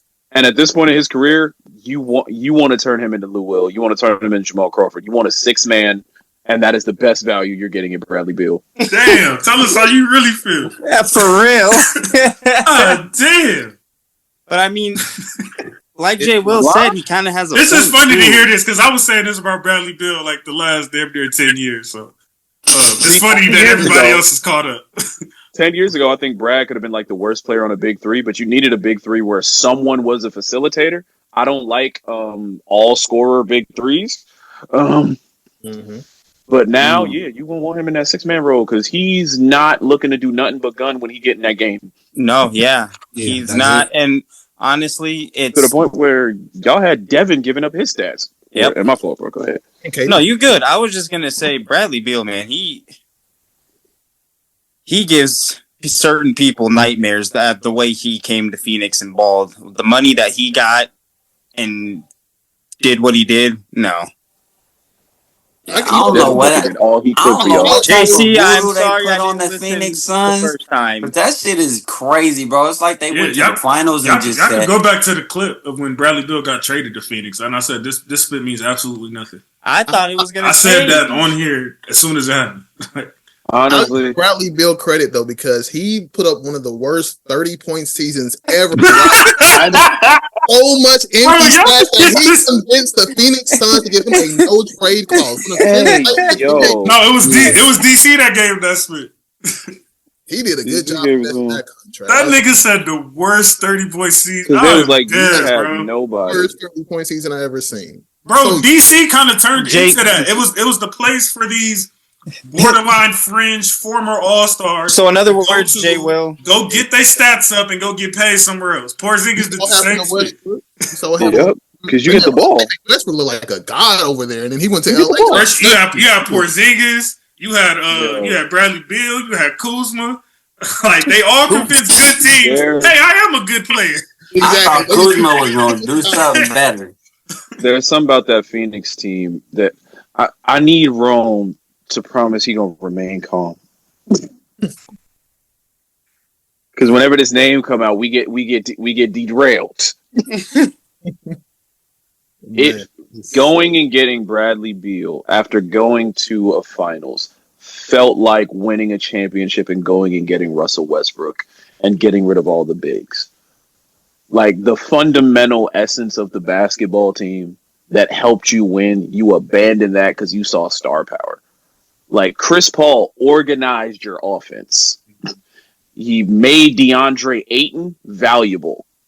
Yep. Where's Ayton now? Wasn't Bridges still on that team? Mm-hmm. Yeah, he was on that team. Bridges was in the defensive player of the year conversations with y'all. Y'all like, all right, fuck defense, fuck facilitating, fuck ball movement. They had Cameron Johnson. They were in the finals, man. I mean, ISOs.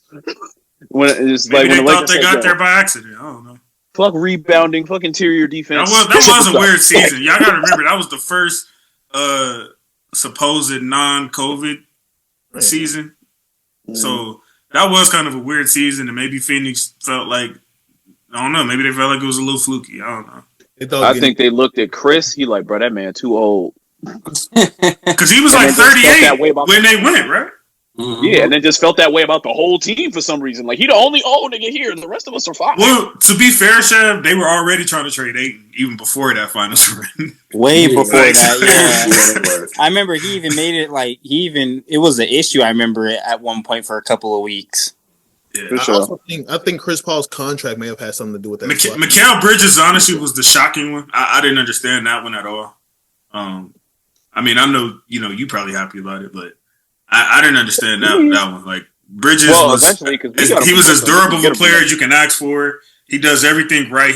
Mikal Bridges is like, he's one of those rare. And he's always smiling. There's certain players that, I don't know if you guys know what I mean by this, but I just feel like they're like a perfect player. And when I say that, he just fits. There's not a team in the NBA that they don't fit on. I felt like that about Prime Play, and I felt like that about Bridges. Phoenix Bridges. Yeah. I don't know. You can put a 3-and-D guy anywhere. Bro, who is that? Who's fit it? I don't know. Bro, who? Oh, that's this nigga Reek. Whatever he just did. Whatever he just did, I didn't even do nothing. He spaces the floor. He hits shots. He can guard like 1 through 3, 4 if they're going small. Right. Does not need the ball to help you. isn't going to trip about getting his shot too much. But if you put him in a position where he has the ball, he doesn't look like awkward. Right. And Shab, about 18, 19. And Shab, especially for the value that they had him at.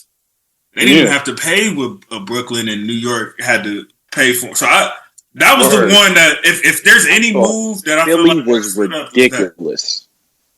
Philly was ridiculous for trading that man on draft night. I was like, why did you do that? They had no shame in doing that. I wouldn't have known that. That's the college switch. They had no shame in that. Y'all wanted a 3. And wasn't his mom over there too? If I'm not mistaken? Yes, his mom worked for the organization, and y'all wanted a 3-and-D player who's ready to play right now. That is Mikal Bridges. Yeah, I didn't understand. I just watched it. What was it? Villanova. Yeah. His exact scouting report was exactly what you were looking for, and you were like, "No, we're gonna get like the second round, like downgrade version, and like another second round pick for what? For what? So like, stupid, overthinking it. Dead ass. Y'all, please try not to kill each other on this next topic. This is our last basketball topic. We'll probably will. Just JC, you got to stop saying things like that. I'm trying to give a disclaimer, man. You'll never. You just haven't learned. Because we've been on here for a minute, so you know what I'm saying. We got off track, so I'm trying to keep us in range. I done already deleted the topic, so we could have time for this. Which is perfect timing because this is right after the NBA Finals as well. So LeBron's ring culture comment. Has everybody seen the clip of the podcast? Yes. Yeah. Okay. Yeah. So yeah, Bron feels like we get too caught up in ring culture, and I feel like explained it in a very kind of dense and tone deaf way. I don't know if that was intentional or not, but I'll get to that in a minute. But what are y'all immediate thoughts to what he said? If there's anybody who would hate ring culture, it would be LeBron, because ring culture was kind of used against him the longest. And honestly, the most violent. 7 years, nigga? No, longer than that. Man, since he came in the league. Mind you, that's what I mean. I feel like that time before he went to Miami. We moved the goalpost on him once he did, because once he won one, it was more. Is okay now you need 6. That is true. I mean, I feel like the entire concept of what he's saying is 100% too, because I watched the entire 7-minute clip of it. And I'm going to buy what he is saying, because he is saying that certain guys don't necessarily get the credit that they deserve in general because of the ring culture, because some people only care about rings. And I feel like the perfect example of a player who is dealing with this right now is Giannis, because Giannis, before he won that first ring, goes, oh, Giannis can win this, Giannis can win that. He wins, and we was right. And we was right. Hold on. 2 years no, later. we weren't, because he did win. Hold on. 2-3 years later. Now the discussion isn't that, even though Giannis is one of the best basketball players in the world, we're criticizing him right now because we don't feel like he can do it again. Nobody is judging, and mind you, Giannis is not in top 10 conversations. I think he's in probably like top 20. You mean all time? I heard a couple. All time. Why would he be? That's what I'm saying. Like, we don't need to be criticizing Giannis for not winning a second. You're saying it's too early to be criticizing him about stuff like that? Okay, he's getting criticized. That's a fair assessment. By not winning more than one ring, because we need to put Giannis over Charles Barkley in the conversation. He is. He has to be. Does not get the credit he deserves because he did not preach, Jay. Because he was not on that. I watched that in real time. Charles Barkley get underrated. I watched it in real time because niggas knew when I was a kid. Now all of a sudden, Barkley was just some guy. Like, so disrespected because he went into the Jordan Bulls, BS. It's just crazy to me how much we talk about ring culture, and we don't like to talk about necessarily the performances in those finals or how good guys were on teams that may have been doo-doo and stuff like that. Hey, we're cooking. We don't want for real. Talk that talk. People only care about the actual ring, not anything else, not any other context to that name. Ricky Bobby, nigga, if you ain't first, you last. Nobody gives a lot of them aren't watching basketball. And I think that is when the NBA conversations got casual. Like, the NBA coverage got casual. A lot of these people are not watching basketball games. They just want something they can point to and easily count to say this person is better than that one. Exactly. It's always been a stupid conversation to me because, Jordan fans, and I'm a Jordan fan, we'll sit here and say that, our main point is that 6-0 is better than 4-6. But when somebody wants to bring up 11-2 is better than 6-0, all of a sudden now we want to bring in context to the situation. Like you were not just trying to ignore all that context. Jay, I told you before that you're talking about the extreme casualists when you bring that argument up, though. Especially for you, because I know you know a lot of real basketball heads. That's not the only thing that niggas who are saying Jordan the GOAT say. That's probably one of the last things niggas say if we being 100. These are the people Bron's talking about because these are the people he's dealing with. Like ring culture ring culture is what it is today because Skip Bayless had a mortgage. Like that's all that happened. Yeah, go look at ESPN's comments. Go look at. Nigga, do y'all know Jordan said the same thing in an interview? He said the same thing about ring culture. He did. What are we talking about? He said the same thing. Jordan in a different way, but he literally said, "I'm gonna send you the fucking clip, bro. I'm gonna send you."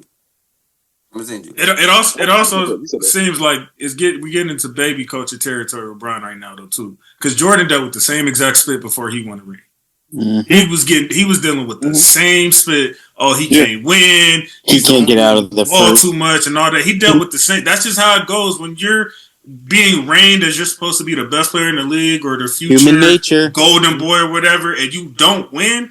Yes, that's the talks that come with it. That's just how it goes. Everybody don't have a lucky situation like Kobe did, where he had the most dominant force, so he only went a few years without, you know what I'm saying, like without having a ring. To where he didn't really have to experience that kind of talk for that long. So that's just how it goes with certain niggas. I want to see someone who was around, like watching Mike in like 92 or 93 after he had got 1 or 2. Mm-hmm. Because I think the biggest frustration for Bron in that conversation is that when he did win, we moved the goalposts. Yeah, but so did he though. But could have been. Did he not win that ring in 16 and say, "I'm chasing the ghost of Mike"? Yeah. So you put it on yourself in a way. You said you did that to your damn self, and then you went and said that you were the greatest. Well, regardless, that shit was already. You said you were the greatest for winning that ring. Wait. The chasing Mike thing was something that was on him before he said it. Don't he got a chosen one tattoo on his back though, or something like that? That shit was put on him. Nigga, Melo got drafted tattoo. in the NBA. Can he be better than Mike? He's the king, bro. That shit was gonna be set on him regardless if he won a championship. Shaq had a Superman tattoo. Melo got a him tattoo. Like a lot of niggas get tattoos bragging on themselves. Like that's what be chosen. Different thing. Wait, hold on. If you're supposed to be the chosen one though, the one that supposed to be that new Mike. Nigga, Miles Bridges got the GTA unlimited ammo. Nobody talking about Miles Bridges and a Mike. I don't know what kind of. I never said Miles Bridges. What we talking about? He's not even in this conversation. Miles Bridges like that don't really matter. Like just because he's not in this conversation. Y'all know when Chosen One showed up, right? You know when Chosen One showed up. He got Chosen One because that's what they put on his magazine cover when he was 15 years old. So he got that. He got the choice to tat it on his back to try to get them standards, or to since he got that tat on his back, it's up to him. How do I put this? To be the one to fit that standard, to be the chosen one. Mike got 6 of them rings. He has to get multiple of those rings to even be in that type of conversation to be considered chosen one. Why? Because if you're the chosen one, you can't just be the chosen one with no. That's the thing. The situation is, if the standard was who has the most rings, Bill had 11. You did not have to get 11. It's not just about rings. It's not just rings. That is the conversation that's pissing them off. It's not just about rings. So it's a part of it. It's not the end all be all. It's just a part of it. He's not talking about niggas like you. He's not talking about niggas who talking about with context. He's talking about why are y'all talking about the few Jordan trolls online? Why are y'all even giving that any real validity? Because to us, it's few trolls. To him, it's a million comments a day. You getting tagged in bullshit every other weekend. You're not the only one, though. Everybody deals with that. Channel again. That's what Skip talking about. Chef, he's not the only one. We can get away from it. Will address it. That's it. That nigga gotta live with it. and then you talking about even with the chosen one spit. When you say stuff like that, you put tats on yourself like that. You do make that more of a target. You made yourself, when Jordan was asked if he was the GOAT the first time, what did he say? No. I cannot say that about myself. Mm-hmm. There's too many people beforehand, so I can't. Was he? So I can't say that. When he was asked that, where was he in his career? I don't know my God. Time frame. JC, there's no. I know he had one. JC, there's always going to be a counter. Hey, that is counterpoint. Great clarification when they asked him that. Where was he at in his career? Because I saw Mike make I see Jordan marketing campaigns use greatest of all time, left, right, and center now. Honestly, of course. Just like when the movie Notorious came out, they say he's the greatest rapper ever. That's just marketing. I'm saying with the number one draft pick, when we have generational picks, we hype them. He didn't run. And people are making him not running from it, saying like he begged y'all to put this pressure on him. No, he had no choice but to embrace it or let it kill him. He got that. He did it to himself. You can say MJ did the same thing. Bro. He did it to himself when at 14, because the magazine was at 15, so he had to have done it at 14 if he did it to himself. Let me tell you this. When Bron came in the NBA, do y'all remember the first commercial they ever showed about Bron? Not the basketball one where he was in the thing, and it was the one where they was calling him the chosen one. He right. Nigga, they made that whole campaign behind LeBron, like Nike and all that. They made that whole campaign. I remember that shit. That's what there's nothing wrong with that. Just like the campaign for Jordan. Remember the first commercial we did? But LeBron is the one getting in front of microphones and saying, I am the greatest ever. I want to chase the greatest ever. I am the chosen one. He's the one saying these things. Jordan didn't say those things, and he still has to deal with them type of trolls and shit. You don't think he's pushing the same thing? Who was Jordan Skip?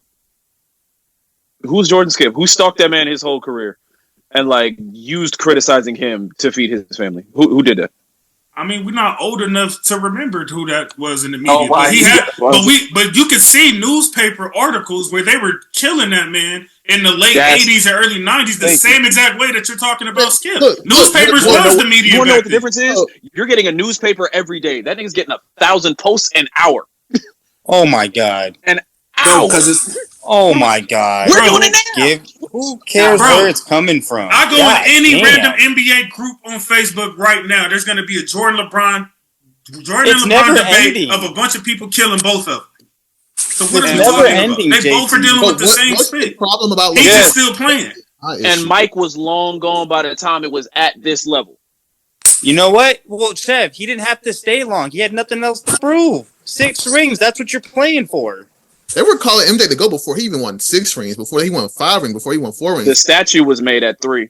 At 3, yeah. And mind you, Kareem had 6 of them things at that time. Kareem also had 6. They were already putting MJ over him. And how did the old heads react to it? And how did the old heads react to it? Ain't pushed that either.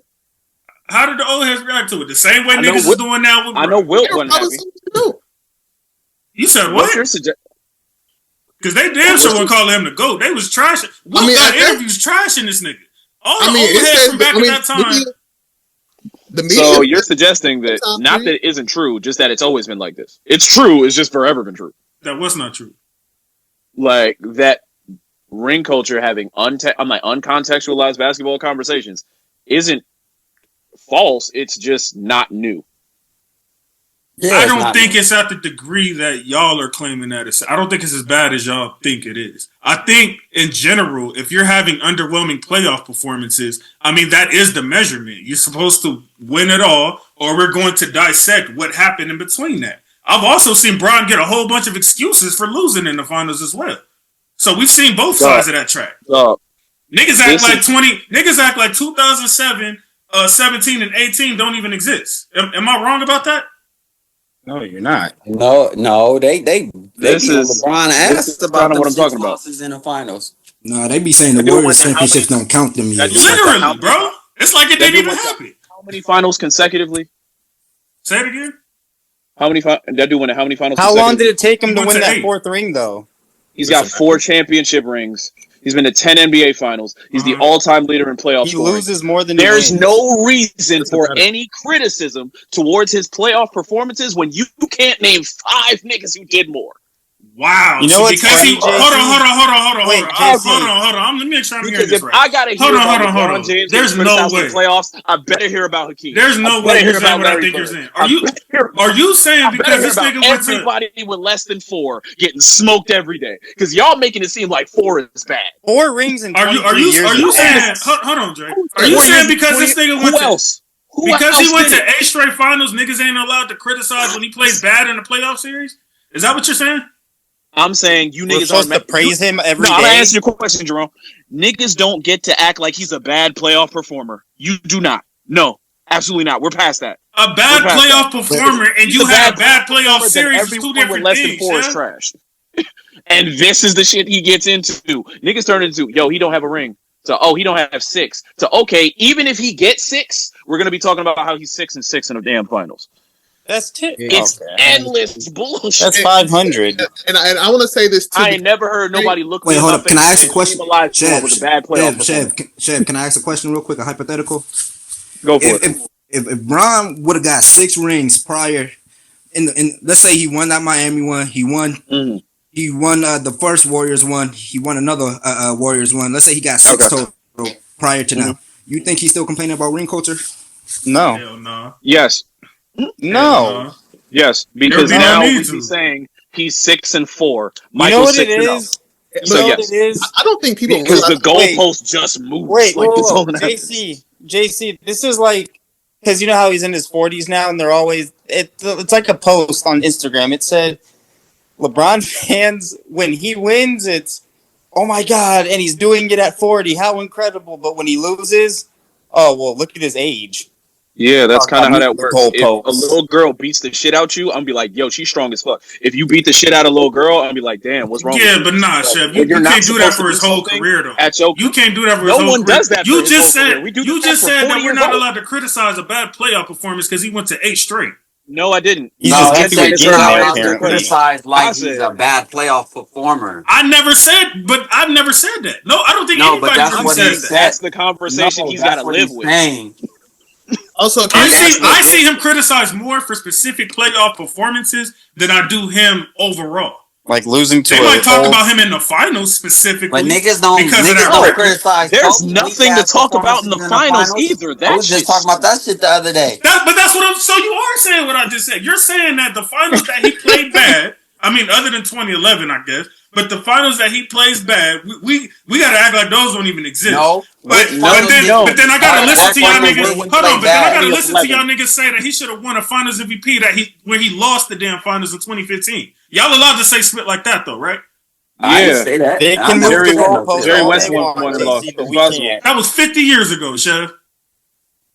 And they went to game 7 at the last moment. He didn't lose in 6. So that's the only reason why. They probably voted on the spit. They probably voted for the spit before it was even over with.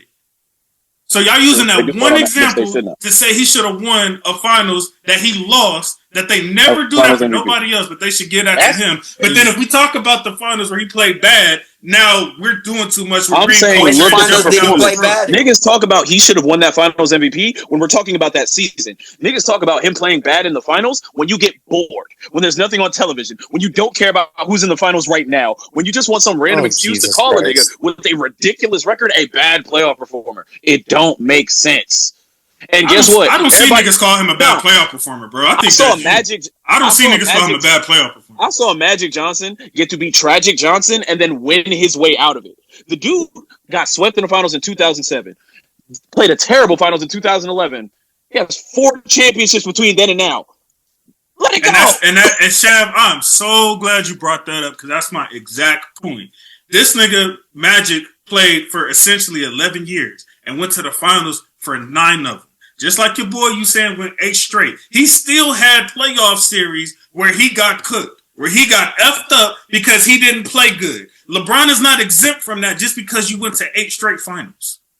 That's all people are talking about. Nobody's calling him overall. Nobody says overall he's a bad playoff performer. No one says overall his name is Tragic Johnson. He gets that. I'm like, Bron gets that all the time, regularly. I think the whole 4 and 6 conversation is you hear that he's not clutch. You might hear that, but you don't hear he's a bad playoff performance. Which is crazy to even say. I've heard not clutch, and I'm not going to have that conversation, but I can see that argument. But nobody calls him a bad playoff. We could disprove that argument. But can we also sit here and act like LeBron did not bring that subject matter up? He was asked that question and he just answered it. So why is this? Well, it is because it's his podcast, Jay Will. Like, let's be for real. He just asked a question, and if you watch the entire 7-minute clip, 5 minutes of it is just him saying, "I don't know." And the thing is, dead honest, he don't know what. He didn't talk about himself. He talked about guys like Charles Barkley. He talked about guys like George Gervin, all these other guys. And for some reason, people are trying to flip this as if, LeBron's trying to save grace and trying to make a case that he's the actual GOAT. You know why, Jay? Let me help you out, because there might be a couple things that you don't remember. Because there was probably about 8-9 years ago, he did like a radio interview or something like that, and he talked about that play when Jordan never touched the ball and ended up in Paxton's hands and he hit the shot. And people are like, oh, but people talk about Jordan. People never talk about the stuff that led to that.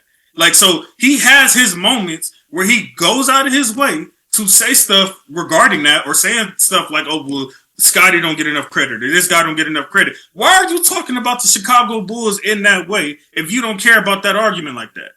And then you said yourself, I think I'm the greatest player ever because I won in 2016. So yes, of course it looks like that. Don't gaslight us trying to act like we just making this up and putting arguments that wasn't there. That's not what he is saying in that podcast. So you can't say that, that was his main intention was to look like this and that, when that literally had nothing to do with LeBron was saying. If it looked like a duck, it quack like a duck. Like, you don't have the benefit of the doubt when you've done this bit time after time on other platforms. The question was on your own podcast now. He said when he won in 2016, he felt like for him, that's what made him the greatest. He said that is how he felt in that moment.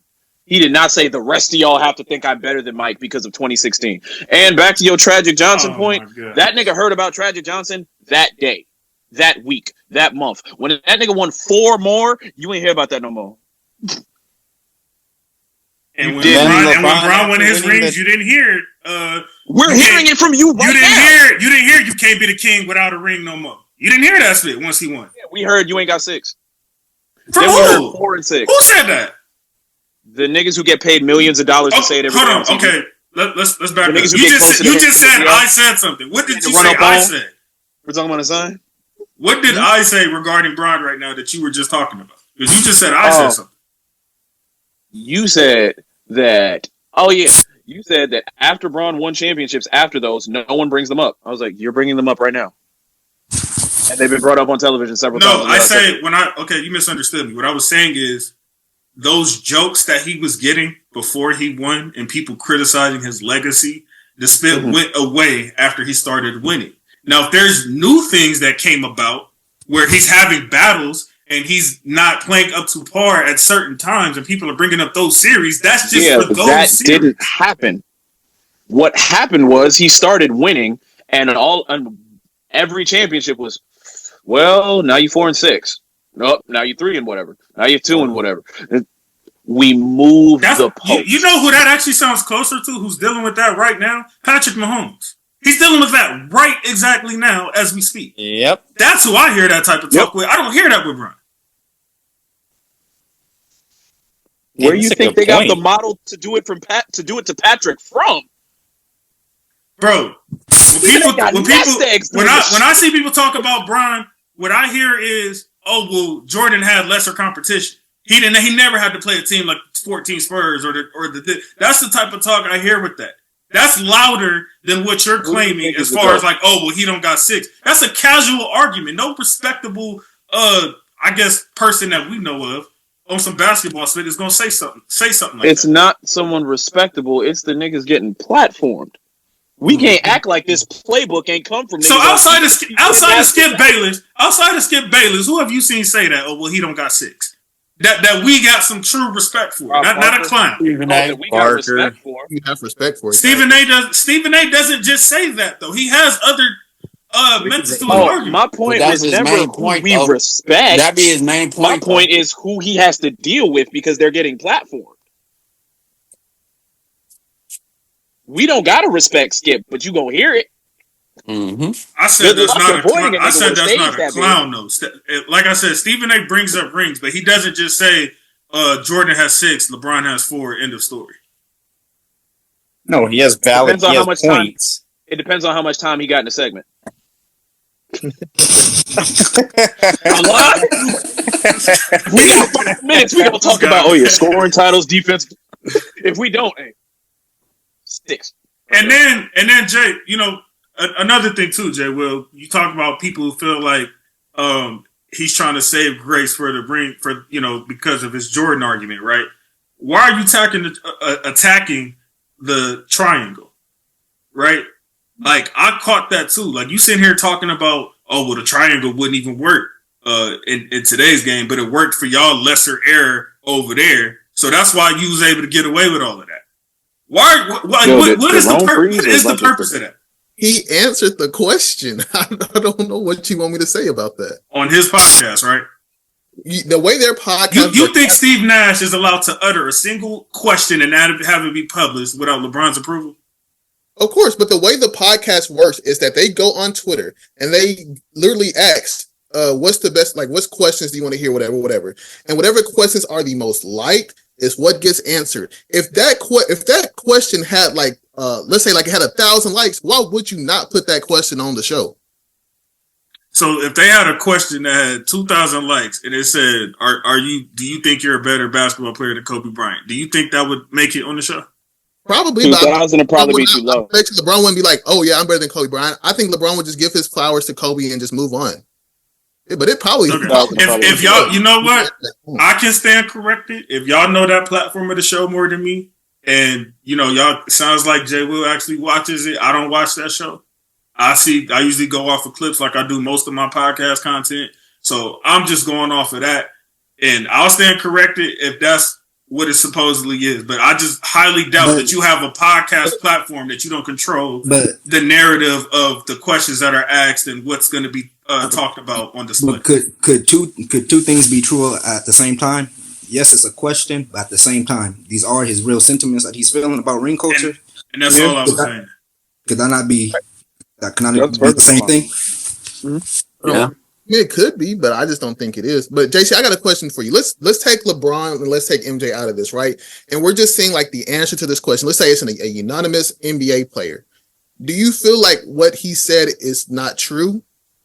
Taking away anything from the LeBron and MJ thing, do you think anything that in that statement was just not true at all? I think he's correct about there being Jay Will. Okay, so it's not that I think he's wrong. It's just I think it's the fact that you kind of said something that was obvious. Like, so of course, Charles Barkley and Steve Nash and Iverson, of course they're great players, even though they didn't win.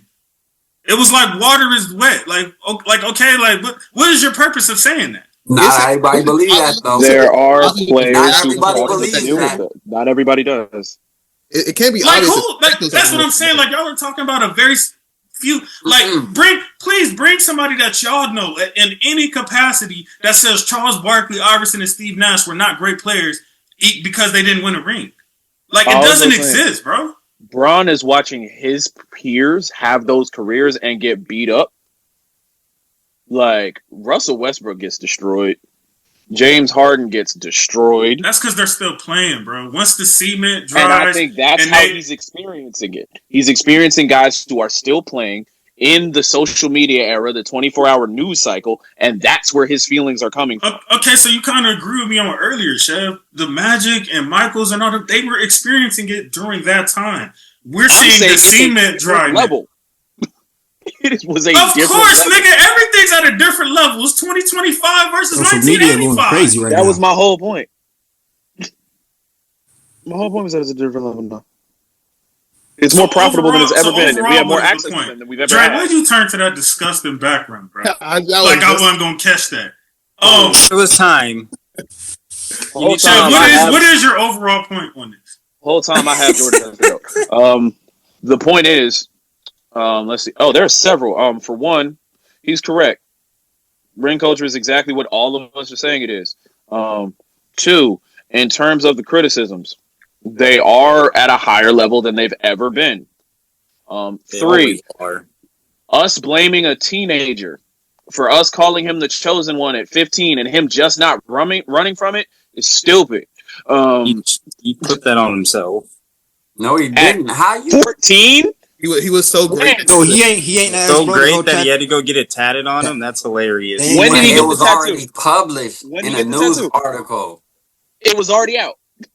They saw him playing in AAU tournaments and in high school games and decided he was the chosen one, and he did not run from it. Okay, you didn't run from it. So if you didn't run from it, then don't run from it. Don't turn around later and say, "Oh my gosh, you guys put so much pressure on me to win rings and be the greatest to ever be ever." Yo, you ever complain about your job? Had that type of pressure. You ever complain about your job before? Yes. Who signed you up for your job? I did. Oh, okay. That's how that worked. Just because you agree to walk into something does not mean you're never going to feel the backlash and the pitfalls that come with it. All of us accept things in our daily lives that bother us sometimes. It's not weird for us to talk about that was a terrible That's just how life works. That was a terrible analogy. Just how life works. That would be like me getting face tats and then being mad that everybody's talking shit about, like, nigga, why'd you get face tats? That's a terrible analogy because there's no good thing you get from face tats. There are good things he got. Nobody's winning this. He's a billionaire because of this hype. He's a billionaire because of this hype. He was a billionaire with or without walking into it. Nah. Yeah, see, that's why I spent free. He's saying deal with the bad. Mm-hmm. See, Zoom be knowing. They be knowing. I think it's fine, but yeah, we'll let him rebuffer. Let him think about what he's saying. I'll take my W. Thank you. That's crazy. He's probably gonna come back, interrupted us. Then his face is just stuck crazy on mine. Like, Chev, you can hear us? Chev is stuck. Yeah, your spit's still frozen, bro. Yeah. He was getting ready to say some more BS. That's why. They bad you. Like, man, how Tizzy don't never get froze? Man, I didn't be saying. Oh, an intelligent black man speaking his mind, and they had a freeze. I save, Jay. I save. Crazy. Our last topic is actually not NBA related at all. Oh, we back in the building. Yeah, they said that's a W for JC because you was on some bullshit. They had to get you up out of here real quick. No, man, they had to find a way for you to guard me. So we gotta It's his platform, y'all. Y'all don't think he don't know how to get I wasn't touching my hands was right here the whole time. I wasn't. The whole time. All I'm gonna say is that, Dre's camera be, when he's talking, like, his freeze is a lot. Now all of a sudden this episode I haven't seen his camera freeze once. Dre said no, because Dre learned his lesson. He ain't been saying bullshit today. You see how he admitted it? Oh, he admitted it. He's saying he learned. JC just admitted it. No, I'm saying it's the platform. They be knowing. He just admitted it. The platform be knowing. I ain't gotta do shit. It's the host. He just taught on himself. Our last topic is non NBA related. But I just want to mention it, so I cover all my tracks. We got Jair to Baltimore. Honestly, I thought that was. I think they just. I just think they added just a little bit more strength to their defense. I think he's a solid defender. He's capable of holding his own. Man, that's just still gonna come down to. That's just still gonna come down to whether Lamar Jackson gonna play good for them in the game when it really matters the most. Like, he didn't have a really great game in that last game, and he had to do a little bit extras to try to make up for it in the end, and it just I'm about to say he balled in that game. They just. But I'm saying early in the game he wasn't having. If Mark Andrews gets his button at his own thinking to them early. If you go back and look at the game, in the beginning of the game, Lamar wasn't playing really good in the beginning of the game. Every quarterback doesn't play perfect every game, but I said Lamar. He played. I know. I'm just No, I said every quarterback doesn't play perfect every game. Meaning every quarterback has their times in the game where it's a little underwhelming. But when it mattered, Lamar was playing excellent. I just don't want to see Baltimore get baited into forcing the pass to prove Lamar can do it. Y'all got Derrick Henry for this exact reason. Yeah. Look, if I see 2 drops on the same drive, next play a handoff. I don't care. Y'all had your chance. I don't care. We've been here. Yeah, but like you said, Chev, you guys got Derrick Henry for a reason. So don't do what you did a couple years ago in the AFC Championship and abandon the run. When you tried to abandon that Lamar, the thing that got you there, and that's how you lost to Mahomes last time. I'm like, oh, well, Lamar's a running back. All right, cool. Then deal with this 150 yards for me. Deal with this 150 yards for bro them, and guard it. I don't care. Just don't abandon the fucking run. You cannot do that because when you do that, you become one-dimensional, and not very many teams win that way. I think my main concern about the Alexander move is that he's a good player, don't get me wrong, but I think people fail to realize the Packers let him go because 3 out of the last 4 seasons they always hurt. Injury hurt. Yeah. So I mean, like, if he can stay on the Ravens need anything, it's another hurt cornerback, huh? Hey, Jay Will. I think you'll agree with me on this. That nigga is the cornerback version of Joey Bosa. I mean, that nigga's good. Great talent. Just hurt, nigga. Just always hurt. I will say, getting him for a 1 year, I think it was like $6 million contract. 2 interceptions. That's a 3 or 4. I think they're taking a chance. They're taking a chance that, like, all right, this will be the year. He's fine. And if not, we tried. You're not losing a lot from it. You know, you ain't hurting our pocket. Low risk, high reward. Yes. Best case, we get like a Pro Bowl corner. Worst case, he's hurt. Lost a couple mil.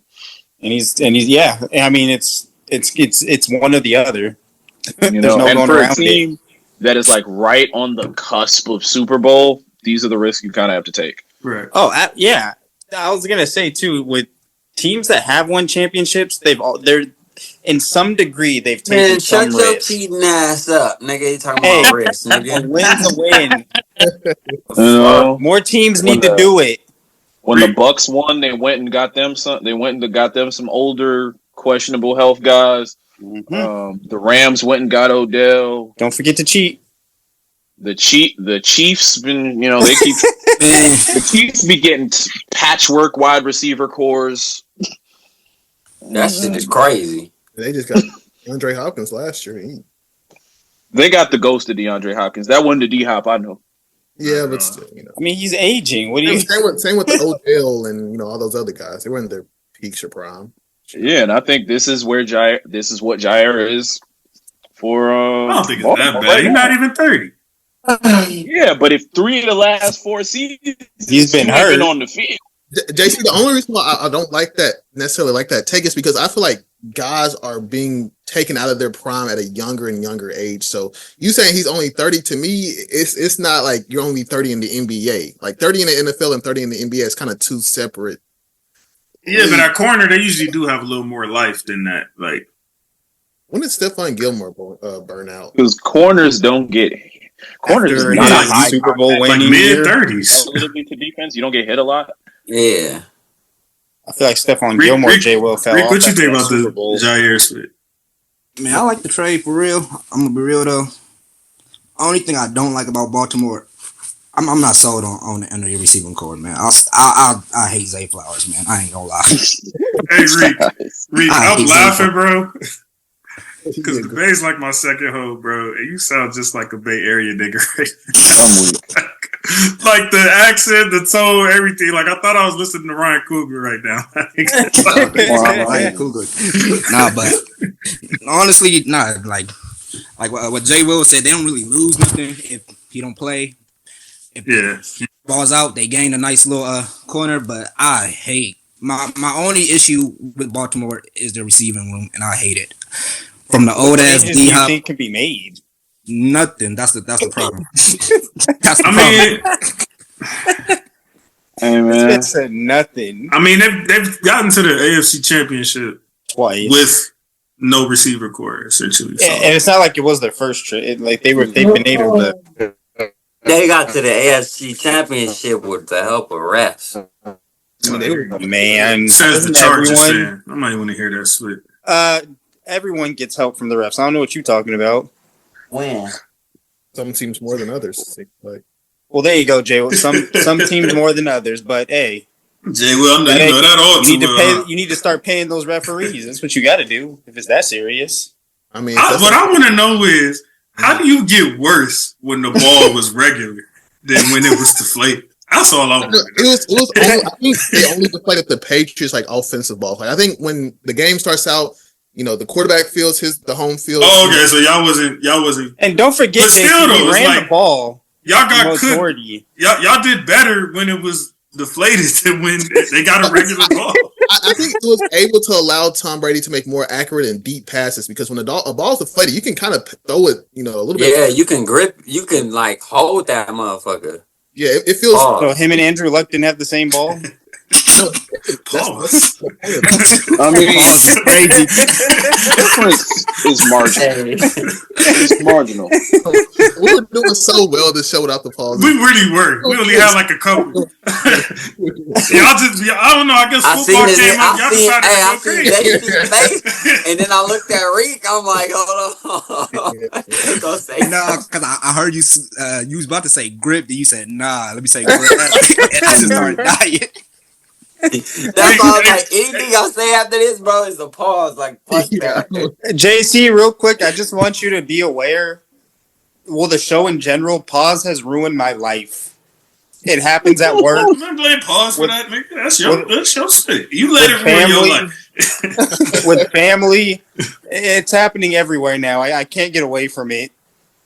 I got my own cousin, JC, sending me clips of a certain episode saying, pause? Don't let him blame you for that, Ron. Niggas acting like you. Nah, Chef, don't try to separate yourself, nigga. It was your city, like I always say. Your culture started it, nigga. Everything is us. Deal with it. Thank you. I don't know about all that.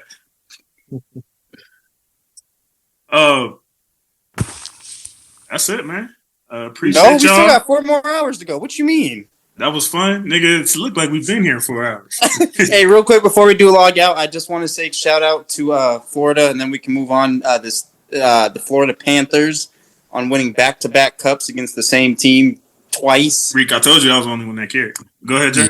I just wanted to send that shout out real quick because to win one title, it's hard to win one, but to do it back-to-back seasons against a team that you already defeated the season before, knowing that they're going to come in with different, a different game plan than last year, but still be able to pull it out. Pause. Still be able to do it.